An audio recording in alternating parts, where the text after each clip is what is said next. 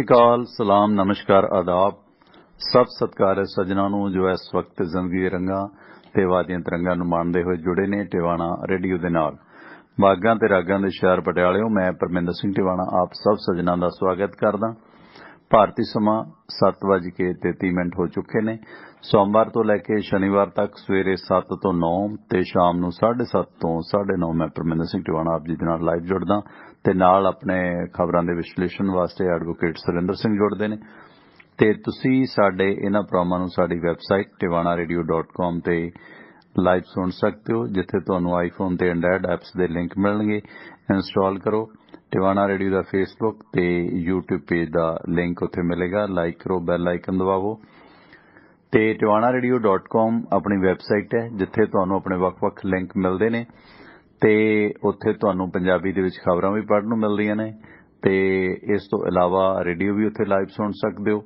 ਤੇ ਅਮਰੀਕਾ ਦਾ call to listen number ਹੈ ਇਸ ਨੰਬਰ ਤੇ ਡਾਇਲ ਕਰਕੇ ਤੁਸੀਂ ਆਪਣੇ ਪ੍ਰੋਗਰਾਮਾਂ ਨੂੰ ਪੂਰੇ ਅਮਰੀਕਾ ਭਰ ਦੇ ਵਿੱਚ ਲਾਈਵ ਸੁਣ ਸਕਦੇ ਹੋ ਉਹ ਆਪਣਾ ਨੰਬਰ ਹੈ 9876309655 9876309655 ਨੰਬਰ ਤੇ ਡਾਇਲ ਕਰਕੇ ਇਹ ਪ੍ਰੋਗਰਾਮ ਲਾਈਵ ਸੁਣਿਆ ਜਾ ਸਕਦਾ ਅੱਜ ਤਾਰੀਖ 2 ਫਰਵਰੀ ਸਨ 2022 बुधवार की शाम है 20 माघ नानकशाही संमत 553 राजनीतिक चर्चा के वास्ते एडवोकेट सुरिंदर सिंह अपने नाल जुड़ चुके ने ते इस प्रोग्राम दे विच स्टार्टिंग दे विच कॉल तुहाडी नहीं लवांगे ते इस तो इलावा बाद दे विच तुसीं गलबात कर लिओ जे कोई जरूरी गल है तां तुसीं कॉल कर लिओ मेरे नाल ऑफ दी एयर गल हो जाएगी इस दौरान ते ਸਾਡੇ ਜਿਹੜੇ ਵੱਖ-ਵੱਖ ਲਿੰਕ ਨੇ ਖਾਸ ਕਰਕੇ ਉਹ ਸ਼ੇਅਰ ਜ਼ਰੂਰ ਕਰ ਲਿਆ ਕਰੋ ਇਹਨਾਂ ਪ੍ਰੋਗਰਾਮਾਂ ਦਾ ਲਿੰਕ ਅਗਰ ਤੁਸੀਂ ਮੰਗਵਾਉਣਾ ਤਾਂ ਆਪਣਾ WhatsApp ਗਰੁੱਪ ਦੇ ਵਿੱਚ ਸ਼ਾਮਲ ਹੋ ਸਕਦੇ ਹੋ ਆਪਣਾ WhatsApp ਗਰੁੱਪ ਹੈ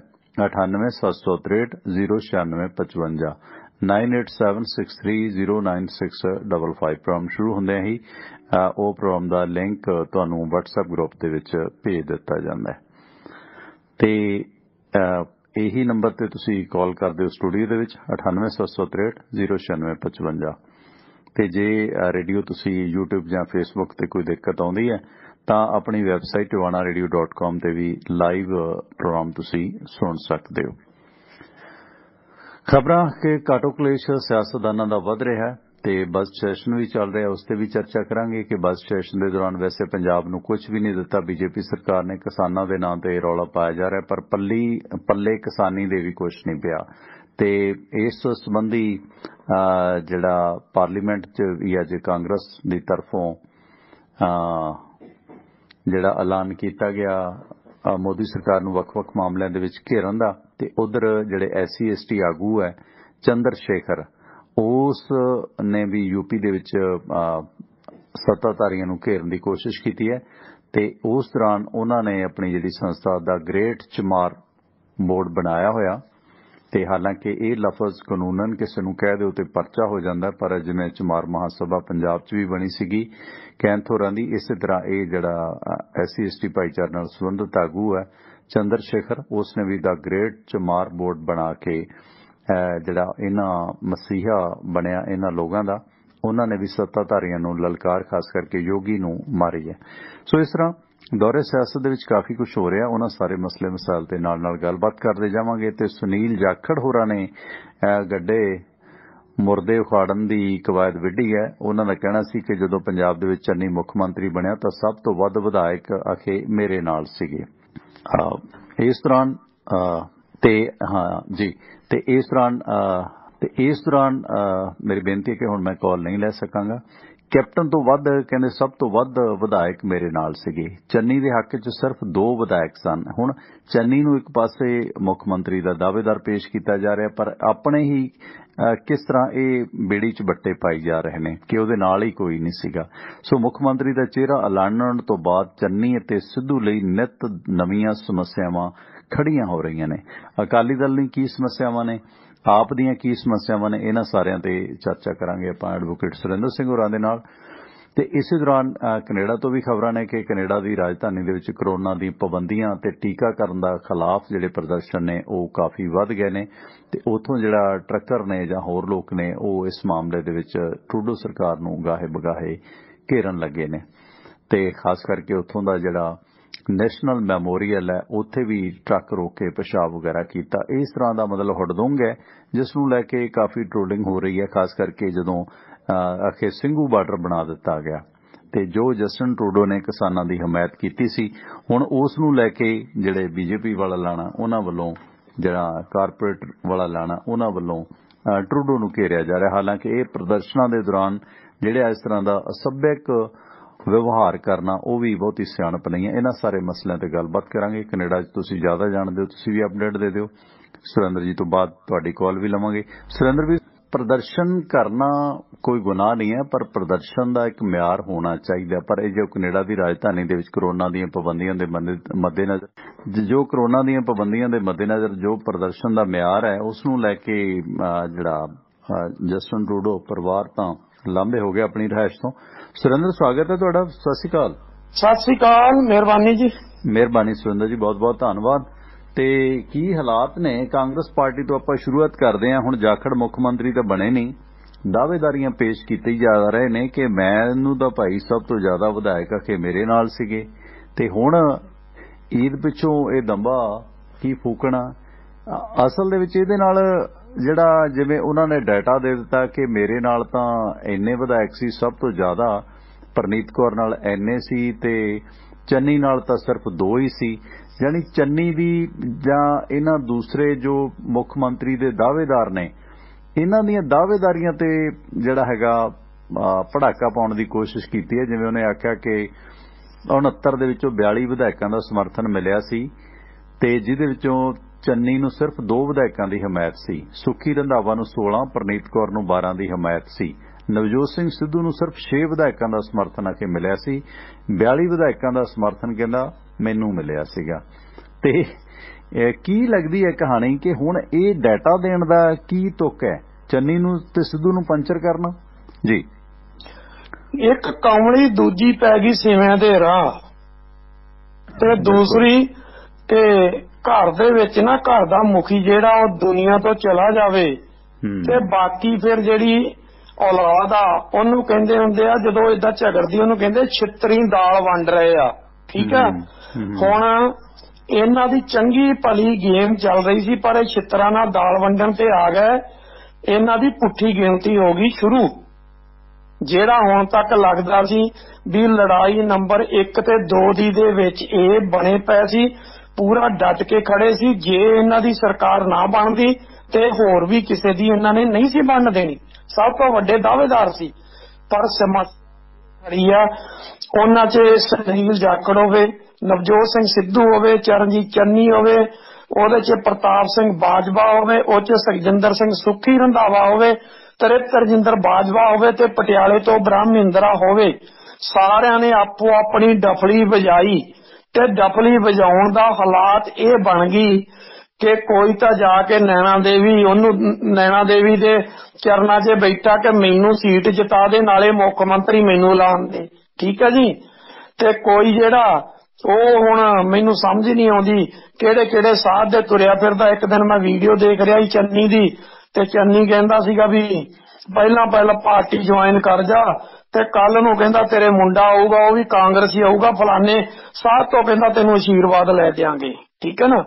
ਹੁਣ ਹਾਲਾਤਾਂ ਇਹਨਾਂ ਦੀਆਂ ਇਹ ਨੇ ਕਿ ਇਹਨਾਂ ਦੇ ਲੱਛਣ ਹੀ ਨਹੀਂ, ਨਾ ਚੋਣ ਲੜਨ ਵਾਲੇ ਤੇ ਨਾ ਜਿੱਤਣ ਵਾਲੇ। ਪਹਿਲੀ ਗੱਲ ਤਾਂ ਆਮ ਕਰਕੇ ਇੱਕ ਕਿਹਾ ਜਾਂਦਾ ਹੁੰਦਾ ਕਿ ਚੋਣ ਲੜਨ ਚੱਲੇ ਹੋ ਕਿ ਜਿੱਤਣ ਚੱਲੇ ਹੋ। ਇਹਨਾਂ ਦੇ ਲੱਛਣ ਨਾ ਜਿੱਤਣ ਵਾਲੇ ਤੇ ਨਾ ਲੜਨ ਵਾਲੇ, ਦੋਨਾਂ 'ਚ ਕੋਈ ਨਹੀਂ ਹੈ। ਹੁਣ ਕੱਲੇ ਮਾਲਵੇ ਦੀਆਂ 1 ਘੱਟ 70 ਸੀਟਾਂ ਸੀ। ਇਹ ਗਿਣਿਆ ਜਾਂਦਾ ਸੀ ਕਿ ਜਿਹੜਾ ਬੰਦਾ ਉੱਥੋਂ 35 ਸੀਟਾਂ ਤੋਂ ਉੱਪਰ ਲੈ ਕੇ ਜਿਹੜੀ ਪਾਰਟੀ ਨਿਕਲੇਗੀ ਸਰਕਾਰ ਅਗਲੀ ਉਹਦੀ ਬਣੇਗੀ। ਪਰ ਜਿਸ ਤਰ੍ਹਾਂ ਇਹ ਕਰ ਰਹੇ ਨੇ, ਇਹਨਾਂ ਹਾਸ਼ੀਏ ਤੇ ਚਲੇ ਜਾਣਾ। 8 ਸੀਟਾਂ ਤੇ ਇਹਨਾਂ ਦੇ ਰਾਈਵਲ ਕੈਂਡੀਡੇਟ ਖੜ ਗਏ ਨੇ, ਉੱਥੇ ਇਹਨਾਂ ਨੁਕਸਾਨ ਕਰਵਾ ਲੈਣਾ। ਭਾਈ ਭਤੀਜਿਆਂ ਨੂੰ ਟਿਕਟਾਂ ਦਿਵਾਉਣ ਦੇ ਏਵਜ ਦੇ ਵਿੱਚ ਇਹਨਾਂ ਨੇ ਕਈ ਸੀਟਾਂ ਖੁਦ ਆਪਣੇ ਆਪ ਜਿਹੜੀਆਂ ਉਹ ਖਰਾਬ ਕਰ ਲੀਆਂ। ਉਹਦਾ ਖਮਿਆਜਾ ਇਹਨਾਂ ਨੂੰ ਭੁਗਤਣਾ ਪੈਣਾ। ਖਾਸ ਕਰਕੇ ਅੱਜ ਜਿੱਡਾ ਦਾਮਨ ਸਿੰਧ ਬਾਜਵਾ ਦਾ ਇਕੱਠ ਸੁਨਾਮ ਦੇ ਵਿੱਚ ਸੀਗਾ ਤੇ ਉੱਥੇ ਕਾਂਗਰਸੀ ਤੇ ਨਹੀਂ ਉਹ ਜਿੱਤਦਾ। ਠੀਕ ਹੈ। ਤੇ ਜਿੱਤਣਾ ਉੱਥੇ ਅਕਾਲੀ ਨੇ ਵੀ ਨਹੀਂ ਆ, ਤੇ ਉੱਥੇ ਮੈਨੂੰ ਲੱਗਦਾ ਆਮ ਆਦਮੀ ਪਾਰਟੀ ਵਾਲੇ ਨੇ ਦੁਬਾਰਾ ਬਾਜੀ ਮਾਰ ਜਾਣੀ ਹੈ। ਜਿਹੜੀ ਹਾਲਾਤ ਉੱਥੇ ਬਣੀ ਹੋਈ ਆ, ਨਹੀਂ ਤਾਂ ਉਹ ਕਾਂਗਰਸ ਬੜੇ ਆਰਾਮ ਨਾਲ ਸੀਟ ਕੱਢਦੀ ਸੀ। ਇਹਨਾਂ ਨੇ ਜਾਣ ਬੁੱਝ ਕੇ ਉੱਥੇ ਕੈਂਡੀਡੇਟ ਚੇਂਜ ਕਰਕੇ ਆਪਣੇ ਆਪ ਦਾ ਜਿਹੜਾ ਉਹ ਨੁਕਸਾਨ ਕਰਵਾ ਲਿਆ। ਇਹਦਾ ਖਮਿਆਜਾ ਆਉਣ ਵਾਲੇ ਸਮੇਂ 'ਚ ਭੁਗਤਣਗੇ। ਜਿੱਦਾਂ ਇਹਨਾਂ ਨੇ ਟਿਕਟ ਜਿਹੜੀ ਉੱਥੋਂ ਦੀ ਬਦਲੀ ਆ ਆਪਣੇ ਦੀ ਮੋਗੇ ਦੀ, ਉੱਥੇ ਵੀ ਇਹ ਖਮਿਆਜਾ ਭੁਗਤਣਗੇ। ਇਹਨਾਂ ਦੇ ਪੱਲੇ ਕੁਛ ਨਹੀਂ ਪੈਣਾ। ਇਹੀ ਕੁਛ ਇਹਨਾਂ ਦਾ ਫਿਰੋਜ਼ਪੁਰ ਦਿਹਾਤੀ ਤੇ ਉੱਥੇ ਇਹਨਾਂ ਦੇ ਪੱਲੇ ਕੁਛ ਨਹੀਂ ਪੈਣਾ। ਇਹੀ ਕੁਛ ਇਹਨਾਂ ਦਾ ਸਾਹਨੇਵਾਲ, ਇਹਨਾਂ ਦੇ ਪੱਲੇ ਉੱਥੇ ਵੀ ਕੁਛ ਨਹੀਂ ਪੈਣਾ। ਤੇ ਇਹੀ ਕੁਛ ਇਹਨਾਂ ਦਾ ਆਪਣੀ ਖਰੜ ਸੀਟ ਤੇ ਹੋਇਆ, ਉੱਥੇ ਵੀ ਇਹਨਾਂ ਦੇ ਪੱਲੇ ਕੁਛ ਨਹੀਂ ਪੈਣਾ। ਕਿਉਂਕਿ ਜਿੱਥੇ ਰਾਈਵਲ ਕੈਂਡੀਡੇਟ ਆ ਗਏ ਉੱਥੇ ਭੁੱਲ ਜਾਣ ਕਿ ਇਹਨਾਂ ਦੇ ਪੱਲੇ ਕੁਛ ਪਏਗਾ। ਇਹਨਾਂ ਨੇ ਖੁਦ ਆਪਣੇ ਆਪ ਦਾ ਨੁਕਸਾਨ ਜਿਹੜਾ ਉਹ ਕਰਾਉਂਦੇ ਤੁਰੇ ਜਾ ਰਹੇ ਆ। ਹਾਈ ਕਮਾਂਡ ਜਿਹੜੀ ਉਹ ਐਡੀ ਕੋ ਨਕੰਮੀ ਹੋ ਚੁੱਕੀ ਆ ਕਿ ਉਹਨਾਂ ਨੇ ਸਖਤੀ ਨਾਲ ਕੋਈ ਐਕਸ਼ਨ ਨਹੀਂ ਲਿਆ। ਹੁਣ ਤੱਕ ਰਾਈਵਲ ਜਿਹੜੇ ਕੈਂਡੀਡੇਟ ਉਹਨਾਂ ਨੂੰ ਬਿਠਾਉਣ ਦੀ ਕੋਸ਼ਿਸ਼ ਨਹੀਂ ਕੀਤੀ। ਤੇ ਜਿੱਤਣਾ ਇਹਨਾਂ ਨੇ ਕਿੱਥੋਂ ਆ? ਇਹ ਤਾਂ ਕੇਵਲ ਤੇ ਕੇਵਲ ਆਪਣੇ ਆਪ ਨੂੰ ਸੀਐਮ ਦਾ ਚਿਹਰਾ ਲਾਣਨ ਦੀਆਂ ਜਿਹੜੀਆਂ ਉਹ ਮੰਗਾਂ ਕਰ ਰਹੇ ਨੇ। ਹੁਣ ਕੀ ਸੀ, ਜਿਸ ਦਿਨ ਜਲੰਧਰ 'ਚ ਰਾਹੁਲ ਗਾਂਧੀ ਸੀ, ਉੱਥੇ ਗੱਲ ਕੀ ਹੋਈ ਆ? ਚਰਨਜੀਤ ਚੰਨੀ ਕਹਿੰਦਾ ਰੋ ਕੇ ਕਿ ਤੁਸੀਂ ਮੈਨੂੰ ਜਿੱਡਾ ਮਾਣ ਦੇਤਾ, ਮੈਨੂੰ ਕੁਝ ਦੋ ਨਾ ਦੋ, ਮੈਨੂੰ ਕੁਝ ਨਹੀਂ ਚਾਹੀਦਾ। ਪਰ ਵਿਰੋਧੀ ਧਿਰਾਂ ਕਹਿੰਦੀਆਂ ਤੁਹਾਡਾ ਲਾੜਾ ਕੌਣ ਆ? ਉਹਨੂੰ ਸੀ ਕਿਸੇ ਤਰੀਕੇ ਮੈਨੂੰ ਦੁਬਾਰਾ ਲਾਣੋ। ਤੇ ਨਵਜੋਤ ਸਿੱਧੂ ਨੇ ਸਿੱਧਾ ਕਹਿਤਾ ਕਿ ਮੈਨੂੰ ਪਾਵਰ ਦਿਓ, ਪਾਵਰ ਬਗੈਰ ਮੈਨੂੰ ਦਰਸ਼ਨੀ ਘੋੜਾ ਬਣਾ ਕੇ ਨਾ ਰੱਖੋ। ਸਿੱਧੂ ਸਿੱਧੀ ਮੰਗ ਕਰ ਰਹੇ ਸੀ ਦੋਨੋਂ। ਉਹ ਕਹਿੰਦਾ ਸੀ ਮੈਨੂੰ ਲਾਣੋ, ਉਹ ਕਹਿੰਦਾ ਸੀ ਮੈਨੂੰ ਲਾਣੋ। ਹੁਣ ਇਹ ਸਾਰੇ ਸਾਪਾ ਇਹਦੇ ਵਿੱਚ ਇਹਨਾਂ ਨੁਕਸਾਨ ਕਰਵਾ ਲਿਆ। ਹਾਲਾਤ ਉਹ ਬਣੀ ਜਿਸ ਤਰ੍ਹਾਂ ਬੇਅੰਤ ਸਿੰਘ ਤੋਂ ਬਾਅਦ ਹਰਚਰਨ ਸਿੰਘ ਬਰਾੜ ਤੇ ਉਹਦੇ ਬਾਅਦ ਰਜਿੰਦਰ ਕੌਰ ਭੱਠਲ ਦੇ ਵਿੱਚ ਇੱਕ ਵਾਰ ਚੱਲੀ ਸੀਗੀ ਕੁਰਸੀ ਦੀ, ਉਹੀ ਕੁਛ ਇਹਨਾਂ 'ਚ ਚੱਲੀ ਆ। ਤੇ ਉਸ ਲੜਾਈ ਨੇ ਇਹਨਾਂ ਦਾ ਰੱਜ ਕੇ ਨੁਕਸਾਨ ਕੀਤਾ। ਤੇ ਜਿਹੜਾ ਕੁਛ ਬਾਅਦ 'ਚ 1997 'ਚ ਕਾਂਗਰਸ ਦਾ ਹੋਇਆ ਸੀ, ਮੈਨੂੰ ਡਰ ਆ ਕਿਤੇ 1997 ਵਾਲਾ ਨਾ ਹੋਵੇ ਕਿ 10-12 ਸੀਟਾਂ ਤੱਕ ਸਿਮਟ ਕੇ ਰਹਿ ਜਾਣ, ਜਿਹੜੀ ਇਹਨਾਂ ਨੇ ਹਾਲਾਤ ਬਣਾ ਲਈ ਹੈ। ਬਿਲਕੁਲ ਗੱਲ ਹੀ ਹੈ ਨਾ, ਇਹ ਲੋਕ ਤਾਂ ਥੋੜਾ ਬਹੁਤਾ ਸੋਚਦੇ ਆ ਕਿ ਚਲੋ ਇਹਨਾਂ ਨੂੰ ਜਿਤਾ ਲਓ, ਪਰ ਇਹ ਕਹਿੰਦੇ ਸਾਨੂੰ ਜਿਤਾ ਕੇ ਦਿਖਾਓ, ਹੈ ਨਾ। ਉਹ ਕਹਿੰਦੇ ਹੁੰਦੇ ਆ ਨਾ ਬਜ਼ੁਰਗ ਕਿ ਘਰ ਦੀ ਫੁੱਟ ਮੰਦੀ ਤੇ ਖੇਤ ਦੀ ਫੁੱਟ ਚੰਗੀ। ਇਹ ਜਿਹੜੀ ਫੁੱਟ ਹੈ, ਕੀ ਕਾਰਨ ਸਮਝਦੇ ਹੋ ਕਿ ਕੋਈ ਅੰਦਰੋਂ ਕੋਈ ਧਿਰ ਹੈ ਜਿਹੜੀ ਸ਼ਰਾਰਤ ਕਰਦੀ ਹੈ? ਹੁਣ ਜਿਵੇਂ ਦੂਸਰੇ ਨੇਤਾ ਜਾ ਰਹੇ ਨੇ ਤੇ ਫਿਊਚਰ ਲੋਕ ਵੇਖਦੇ ਨੇ ਆਉਣ ਵਾਲੇ ਸਮੇਂ 'ਚ, ਕਿਉਂਕਿ ਆਪੋਜੀਸ਼ਨ ਸਰਕਾਰ ਪਾਰਟੀ ਕੋਈ ਸਕੋਪ ਨਹੀਂ ਨਜ਼ਰ ਆਉਂਦਾ ਸਾਰੇ ਭਾਰਤ ਦੇ ਵਿੱਚ ਹੀ, ਤੇ ਲੋਕ ਬੀਜੇਪੀ ਦੀ ਗੋਦੀ ਚੜ੍ਹਨ ਲੋਚਦੇ ਨੇ। ਸੁਨੀਲ ਜਾਖੜ ਵਰਗੇ ਲੋਕ ਜਾਂ ਹੋਰ ਲੋਕ, ਗਰੁੱਪ 23 ਵਾਲੇ ਵੀ ਇਹੀ ਕੁਝ ਕਰ ਰਹੇ ਨੇ। ਇਹ ਸਾਰੇ ਕਿਤੇ ਨਾ ਕਿਤੇ, ਕਿਉਂਕਿ ਚੋਰ ਤਾਂ ਸਾਰੇ ਹੀ ਨੇ, ਮਾਫ ਕਰਨਾ, ਇਸ ਤਰ੍ਹਾਂ ਦੇ ਜਿਹੜੇ ਲੀਡਰ ਨੇ, ਕਮੀਆਂ ਖਾਮੀਆਂ ਤਾਂ ਸਾਰੇ ਹੀ ਨੇ। ਤੇ ਖਹਿਰੇ ਵਾਂਗੂ ਹਰ ਕੋਈ ਤਾਂ ਕਹਿ ਨਹੀਂ ਸਕਦਾ ਕਿ ਮੈਨੂੰ ਦੇ ਦਿਓ ਅੰਦਰ, ਮੈਂ ਨਹੀਂ ਮੰਨਦਾ, ਮੈਂ ਤਾਂ ਖੜਾ ਜਿੱਥੇ ਖੜਾ। ਤੇ ਬਹੁਤੇ ਤਾਂ ਜਿਹੜਾ ਹੈ ਆਟੇ ਦੇ ਦੀਵੇ ਨੇ, ਬਾਹਰੋਂ ਕੌਂ ਚੱਕਦੇ ਆ ਤੇ ਅੰਦਰ ਚੂਹੇ ਖਾਂਦੇ ਆ, ਕਿਉਂਕਿ ਕਮੀਆਂ ਖਾਮੀਆਂ ਬਹੁਤ ਹੁੰਦੀਆਂ ਵੱਡੇ ਸਿਸਟਮ ਦੇ ਵਿੱਚ। ਤੇ ਕਿਤੇ ਨਾ ਕਿਤੇ ਕੋਈ ਬੀਜੇਪੀ ਦਾ ਅੰਦਰੂਨੀ ਕੋਈ ਸੈਟਅਪ ਹੈ ਜਿਹੜਾ ਇੰਨੀ ਬਗਾਵਤ, ਮਤਲਬ ਹੁਣ ਜਾਖੜ ਵਰਗਾ ਬੰਦਾ ਆਰਾਮ ਨਾਲ ਬੈਠਿਆ, ਹਾਲਾਂਕਿ ਕੱਲ ਤੱਕ ਤਾਂ ਕਹਿੰਦੇ ਸੀ ਚੰਨੀ ਦੇ ਖਿਲਾਫ ਜਿਹੜਾ ਗਵਰਨਰ ਪ੍ਰੋਹਤ ਹੋਰਾਂ ਨੇ ਜਾਂਚ ਦੇ ਹੁਕਮ ਦਿੱਤੇ ਨੇ ਉਹ ਗਲਤ ਹੈ, ਅਸੀਂ ਚੋਣ ਕਮਿਸ਼ਨ ਕੋਲ ਜਾਵਾਂਗੇ। ਅੱਜ ਇਹ ਬਿਆਨ ਦੇ ਕੇ ਉਹ ਕੀ ਸ਼ੋਅ ਕਰਦੇ ਨੇ? ਉਹ ਚੰਨੀ ਦਾ, ਸਿੱਧੂ ਦਾ, ਸਾਰਿਆਂ ਦਾ ਡਾਟਾ ਨਸ਼ਰ ਕਰਦੇ ਨੇ ਤੇ ਕਿਤੇ ਨਾ ਕਿਤੇ ਅੰਦਰੋਂ ਨੁਕਸਾਨ ਪਹੁੰਚਾ ਰਹੇ ਨੇ ਉਹ ਇਸ ਸਟੇਟਮੈਂਟ ਦੇ ਨਾਲ। ਇਹ ਸਾਰੇ ਦਾ ਫਾਇਦਾ ਬੀਜੇਪੀ ਨੂੰ ਹੋਣਾ ਜਿਹੜੀ ਕਾਂਗਰਸ ਮੁਕਤ ਭਾਰਤ ਹੁੰਦੀ ਹੈ, ਜਾਂ ਆਪ ਨੂੰ ਹੋਣਾ ਜਿਹੜੀ ਬੀ ਟੀਮ ਬਣਦੀ ਜਾ ਰਹੀ ਹੈ ਉਹਨਾਂ ਦੀ? ਦੇਖੋ, ਇਹਦਾ ਫਾਇਦਾ ਅਕਾਲੀ ਦਲ ਨੂੰ ਵੀ ਹੋਏਗਾ, ਆਪ ਨੂੰ ਵੀ ਹੋ ਗਿਆ ਤੇ ਬੀਜੇਪੀ ਨੂੰ ਹੈ, ਤਿੰਨਾਂ ਧਿਰਾਂ ਨੂੰ ਹੋਏਗਾ। ਜੋ ਇਹਨਾਂ ਹਾਲਾਤ ਬਣਾ ਲਿਆ, ਮੈਨੂੰ ਨਹੀਂ ਲੱਗਦਾ ਜਿਹੜੀ ਇਹਨਾਂ ਦੀ ਹਾਲਾਤ ਆ ਉਹ ਸੁਜਾਨਪੁਰ, ਪਠਾਨਕੋਟ ਤੇ ਭੋਆ ਤੋਂ ਚੱਲ ਕੇ ਸਰਦੂਲਗੜ੍ਹ ਤੱਕ ਤੇ ਦੂਸਰੇ ਬੰਨੇ ਡੇਰਾ ਬਸੀ ਤੋਂ ਚੱਲ ਕੇ ਜਲਾਲਾਬਾਦ ਤੱਕ, ਜਿਹੜੇ ਇਹਨਾਂ ਫਾਜ਼ਿਲਕਾ ਤੱਕ ਜਿਹੜੀ ਇਹਨਾਂ ਹਾਲਾਤ ਬਣਾ ਲਈ ਆ, ਮੈਨੂੰ ਲੱਗਦਾ ਕਿ ਇਹਨਾਂ ਨੇ ਆਪਸ 'ਚ ਜਦੋਂ ਬੈਠਣਾ ਤੇ ਇਹਨਾਂ ਨੇ ਫਿਰ ਇੱਕ ਦੂਜੇ ਦੇ ਘਸੁੰਨ ਮਾਰਨੇ ਆ। ਇਹਨਾਂ ਨੇ ਕਹਿਣਾ ਉਹ ਯਾਰ ਜਿੰਨਾ ਆਪਾਂ ਗਾਹ ਪਾਇਆ ਸੀ ਉਹਦੇ ਬਾਵਜੂਦ ਵੀ ਇਹ 13-14 ਕਿੱਦਾਂ ਆ ਗਈਆਂ। ਫਿਰ ਇਹਨਾਂ ਬੈਠ ਕੇ ਸੋਚਣਾ ਕਿ ਅਸੀਂ ਤੇ ਜਿਹੜਾ ਕੰਮ ਕੀਤਾ ਸੀ ਅਸੀਂ ਤੇ ਇੰਨੀ ਜੋਗਾ ਛੱਡਿਆ ਨਹੀਂ ਸੀ। ਹਾਲਾਤ ਇਹਨਾਂ ਦੀ ਉਹ ਬਣੀ ਹੋਈ ਆ, ਜਦੋਂ ਪਰਿਵਾਰ ਦੇ ਵਿੱਚ ਜਿਹੜਾ ਮੋਢੀ ਹੁੰਦਾ ਉਹ ਕਿਤੇ ਨਾ ਕਿਤੇ ਕਿਸੇ ਬਿਮਾਰੀ 'ਚ ਲਿਪਟ ਜਾਵੇ ਜਾਂ ਕੁਛ ਹੋ ਜਾਏ, ਉਹ ਮੰਜੇ ਤੇ ਪੈ ਜਾਏ ਤੇ ਅਗਲੀ ਪੀੜ੍ਹੀ ਜਿਹੜੀ ਆ ਉਹ ਕਹਿੰਦੀ ਹੁਣ ਇਹਨੂੰ ਤੇ ਛੱਡੋ, ਇਹ ਤਾਂ ਹੁਣ ਚੰਦ ਦਿਨ ਦਾ ਪ੍ਰਾਹੁਣਾ, ਇਹਨੇ ਤੇ ਜਾਣਾ ਹੀ ਜਾਣਾ, ਆਪਾਂ ਨਿਕਲੋ ਇੱਥੋਂ, ਖਹਿੜਾ ਛੁਡਾਈਏ ਤੇ ਆਪਾਂ ਚੱਲੀਏ ਹੋਰ ਬੰਨੇ ਨੂੰ। ਇੱਥੇ ਹੁਣ ਆਪਣੇ ਖਾਣ ਪੀਣ ਲਈ ਕੱਖ ਨਹੀਂ ਬਚਿਆ। ਇਸ ਕਰਕੇ ਕੁਛ ਤਾਂ ਬੀਜੇਪੀ ਵੱਲੋਂ ਅੰਦਰ ਖਾਤੇ ਵੀ ਆ, ਕੁਛ ਬੀਜੇਪੀ ਵੱਲੋਂ ਚੋਗਾ ਵੀ ਆ ਤੇ ਬੀਜੇਪੀ ਦਾ ਏਜੰਡਾ ਵੀ ਆ ਕਾਂਗਰਸ ਮੁਕਤ ਭਾਰਤ। ਤੇ ਉਹ ਹੁਣ ਬੀਜੇਪੀ ਨੂੰ ਬਹੁਤੀ ਮੈਨੂੰ ਲੱਗਦਾ ਤਰੱਦਦ ਕਰਨ ਦੀ ਜ਼ਰੂਰਤ ਨਹੀਂ ਪੈਣੀ। ਕਾਂਗਰਸ ਜਿਹੜੇ ਰਾਹ ਤੇ ਚੱਲ ਪਈ ਆ, ਇਹਨਾਂ ਨੇ ਕਾਂਗਰਸ ਮੁਕਤ ਪੰਜਾਬ ਤਾਂ ਕਰਨਾ ਹੀ ਕਰਨਾ ਇੱਥੋਂ ਵਾਲੀ ਨੇ, ਭਾਵੇਂ ਹਾਈ ਕਮਾਂਡ ਹੁਣ ਜੋ ਮਰਜ਼ੀ ਕਰੇ। ਇੱਕ G23 ਆ, ਕੁਛ ਉਹ ਤੋਂ ਫਾਨਾ ਦੇਈ ਜਾਂਦੇ ਆ ਤੇ ਅੱਲੇ ਪੱਲੇ ਇਹਨਾਂ ਦੇ ਬਚਿਆ ਕੱਖ ਨਹੀਂ ਜੀ। ਇਸ ਦੌਰਾਨ ਅਕਾਲੀ ਦਲ ਦੇ ਕੀ ਹਾਲਾਤ ਇੰਨੀ ਦਿਨੀ ਚੱਲ ਰਹੇ ਨੇ, ਕਿਉਂਕਿ ਅਕਾਲੀ ਦਲ ਦੇ ਉੱਤੇ ਦੋਸ਼ ਲਾਇਆ ਰਵਨੀਤ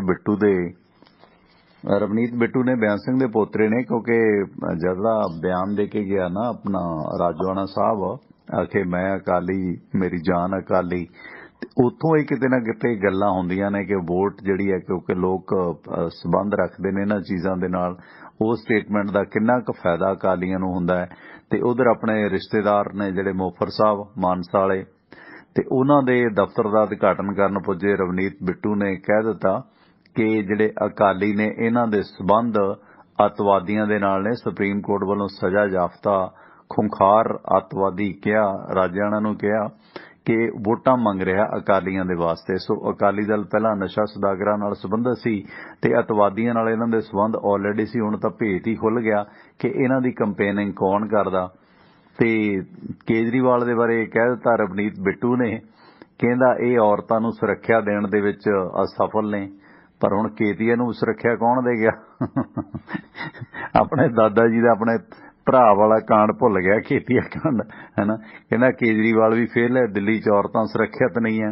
ਹੁਣ ਕੇਤੀਆ ਵਿਚਾਰੀ ਕੀ ਕਰੇ ਜੀ? ਸੁਰਿੰਦਰ ਨਹੀਂ, ਰਵਨੀਤ ਬਿੱਟੂ ਨੂੰ ਇੱਕ ਤਾਂ ਪੁੱਛੇ ਵੀ ਤੇਰੀ ਭੈਣ ਵਿਆਹੀ ਹੋਈ ਆ ਉਧਰ ਦੂਸਰਾ ਮੋਫਰ ਸਾਹਿਬ ਦੇ ਘਰੇ, ਠੀਕ ਹੈ, ਤੁਹਾਡਾ ਭਣਵਈਆ ਲੜ ਰਿਹਾ ਇਸ ਵੇਲੇ ਪਿਓ ਦੀ ਜਗ੍ਹਾ ਇਲੈਕਸ਼ਨ, ਠੀਕ ਹੈ, ਤੇ ਤੁਹਾਡੇ ਭਣਵਈਏ ਦਾ ਸਗਾ ਫੁੱਫੜ ਤੇ ਅਕਾਲੀ ਦਲ ਮਾਨ ਦਾ ਜਨਰਲ ਸਕੱਤਰ ਆ, ਫਿਰ ਉਧਰ ਵੀ ਤੇ ਝਾਤੀ ਮਾਰ ਲਵੇ ਨਾ, ਕੋਈ ਰਿਸ਼ਤੇਦਾਰੀ ਦੀ ਵਾਰੀ ਚੁੱਪ ਹੋ ਜਾਣਾ ਹੁੰਦਾ। ਨਾਲੇ ਮੋਫਰ ਸਾਹਿਬ ਵੀ ਤਾਂ ਪਹਿਲਾਂ ਮਾਨ ਸਾਹਿਬ ਨਾਲ ਹੀ ਸੀਗੇ। ਨਹੀਂ, ਮੈਨੂੰ ਪਤਾ ਨਾ ਮੋਫਰ ਸਾਹਿਬ ਮਾਨ ਸਾਹਿਬ ਨਾਲ ਸੀ, ਉਹ ਵੱਖਰੀ ਗੱਲ ਆ। ਅੱਜ ਉਹ ਕਾਂਗਰਸ 'ਚ ਆ ਗਏ, ਉਹ ਅਲੱਗ ਗੱਲ ਆ। ਪਰ ਮੈਂ ਕਹਿੰਦਾ ਵੀ ਜਿਹੜਾ ਉਹ ਮੋਫਰ ਸਾਹਿਬ ਨੂੰ ਛੱਡੋ, ਮੋਫਰ ਸਾਹਿਬ ਕਾਂਗਰਸੀ ਨੇ, ਅੱਜ ਮੁੰਡਾ ਵੀ ਕਾਂਗਰਸੀ ਆ, ਕਾਂਗਰਸ ਦੀ ਟਿਕਟ ਵੀ ਇਹਨਾਂ ਨੇ ਲੈ ਕੇ ਦਿੱਤੀ ਆ, ਠੀਕ ਹੈ। ਪਰ ਹੁਣ ਗੱਲ ਤੇ ਆ ਕਿ ਜਿਹੜਾ ਮੁੰਡੇ ਦਾ ਫੁੱਫੜ ਆ ਉਹ ਤੋਂ ਥੋੜੀ ਪੱਲਾ ਝਾੜ ਜਾਓਗੇ ਕਿ ਮੁੰਡੇ ਦਾ ਫੁੱਫੜ ਹੈ ਹੀ ਨਹੀਂਗਾ, ਉਹ ਤਾਂ ਗਿਣਿਆ ਜਾਏਗਾ ਨਾ। ਤੇ ਹੁਣ ਜੇ ਉਹ ਮਾਨ ਦਲ 'ਚ ਆ ਫਿਰ ਉਹਨੂੰ ਵੀ ਕਹਿ ਦੋ ਕੋ ਭਾਈ ਉਹ ਵੀ ਦੇਸ਼ ਧਰੋਈ ਆ, ਕਹਿ ਦੇਣਗਾ।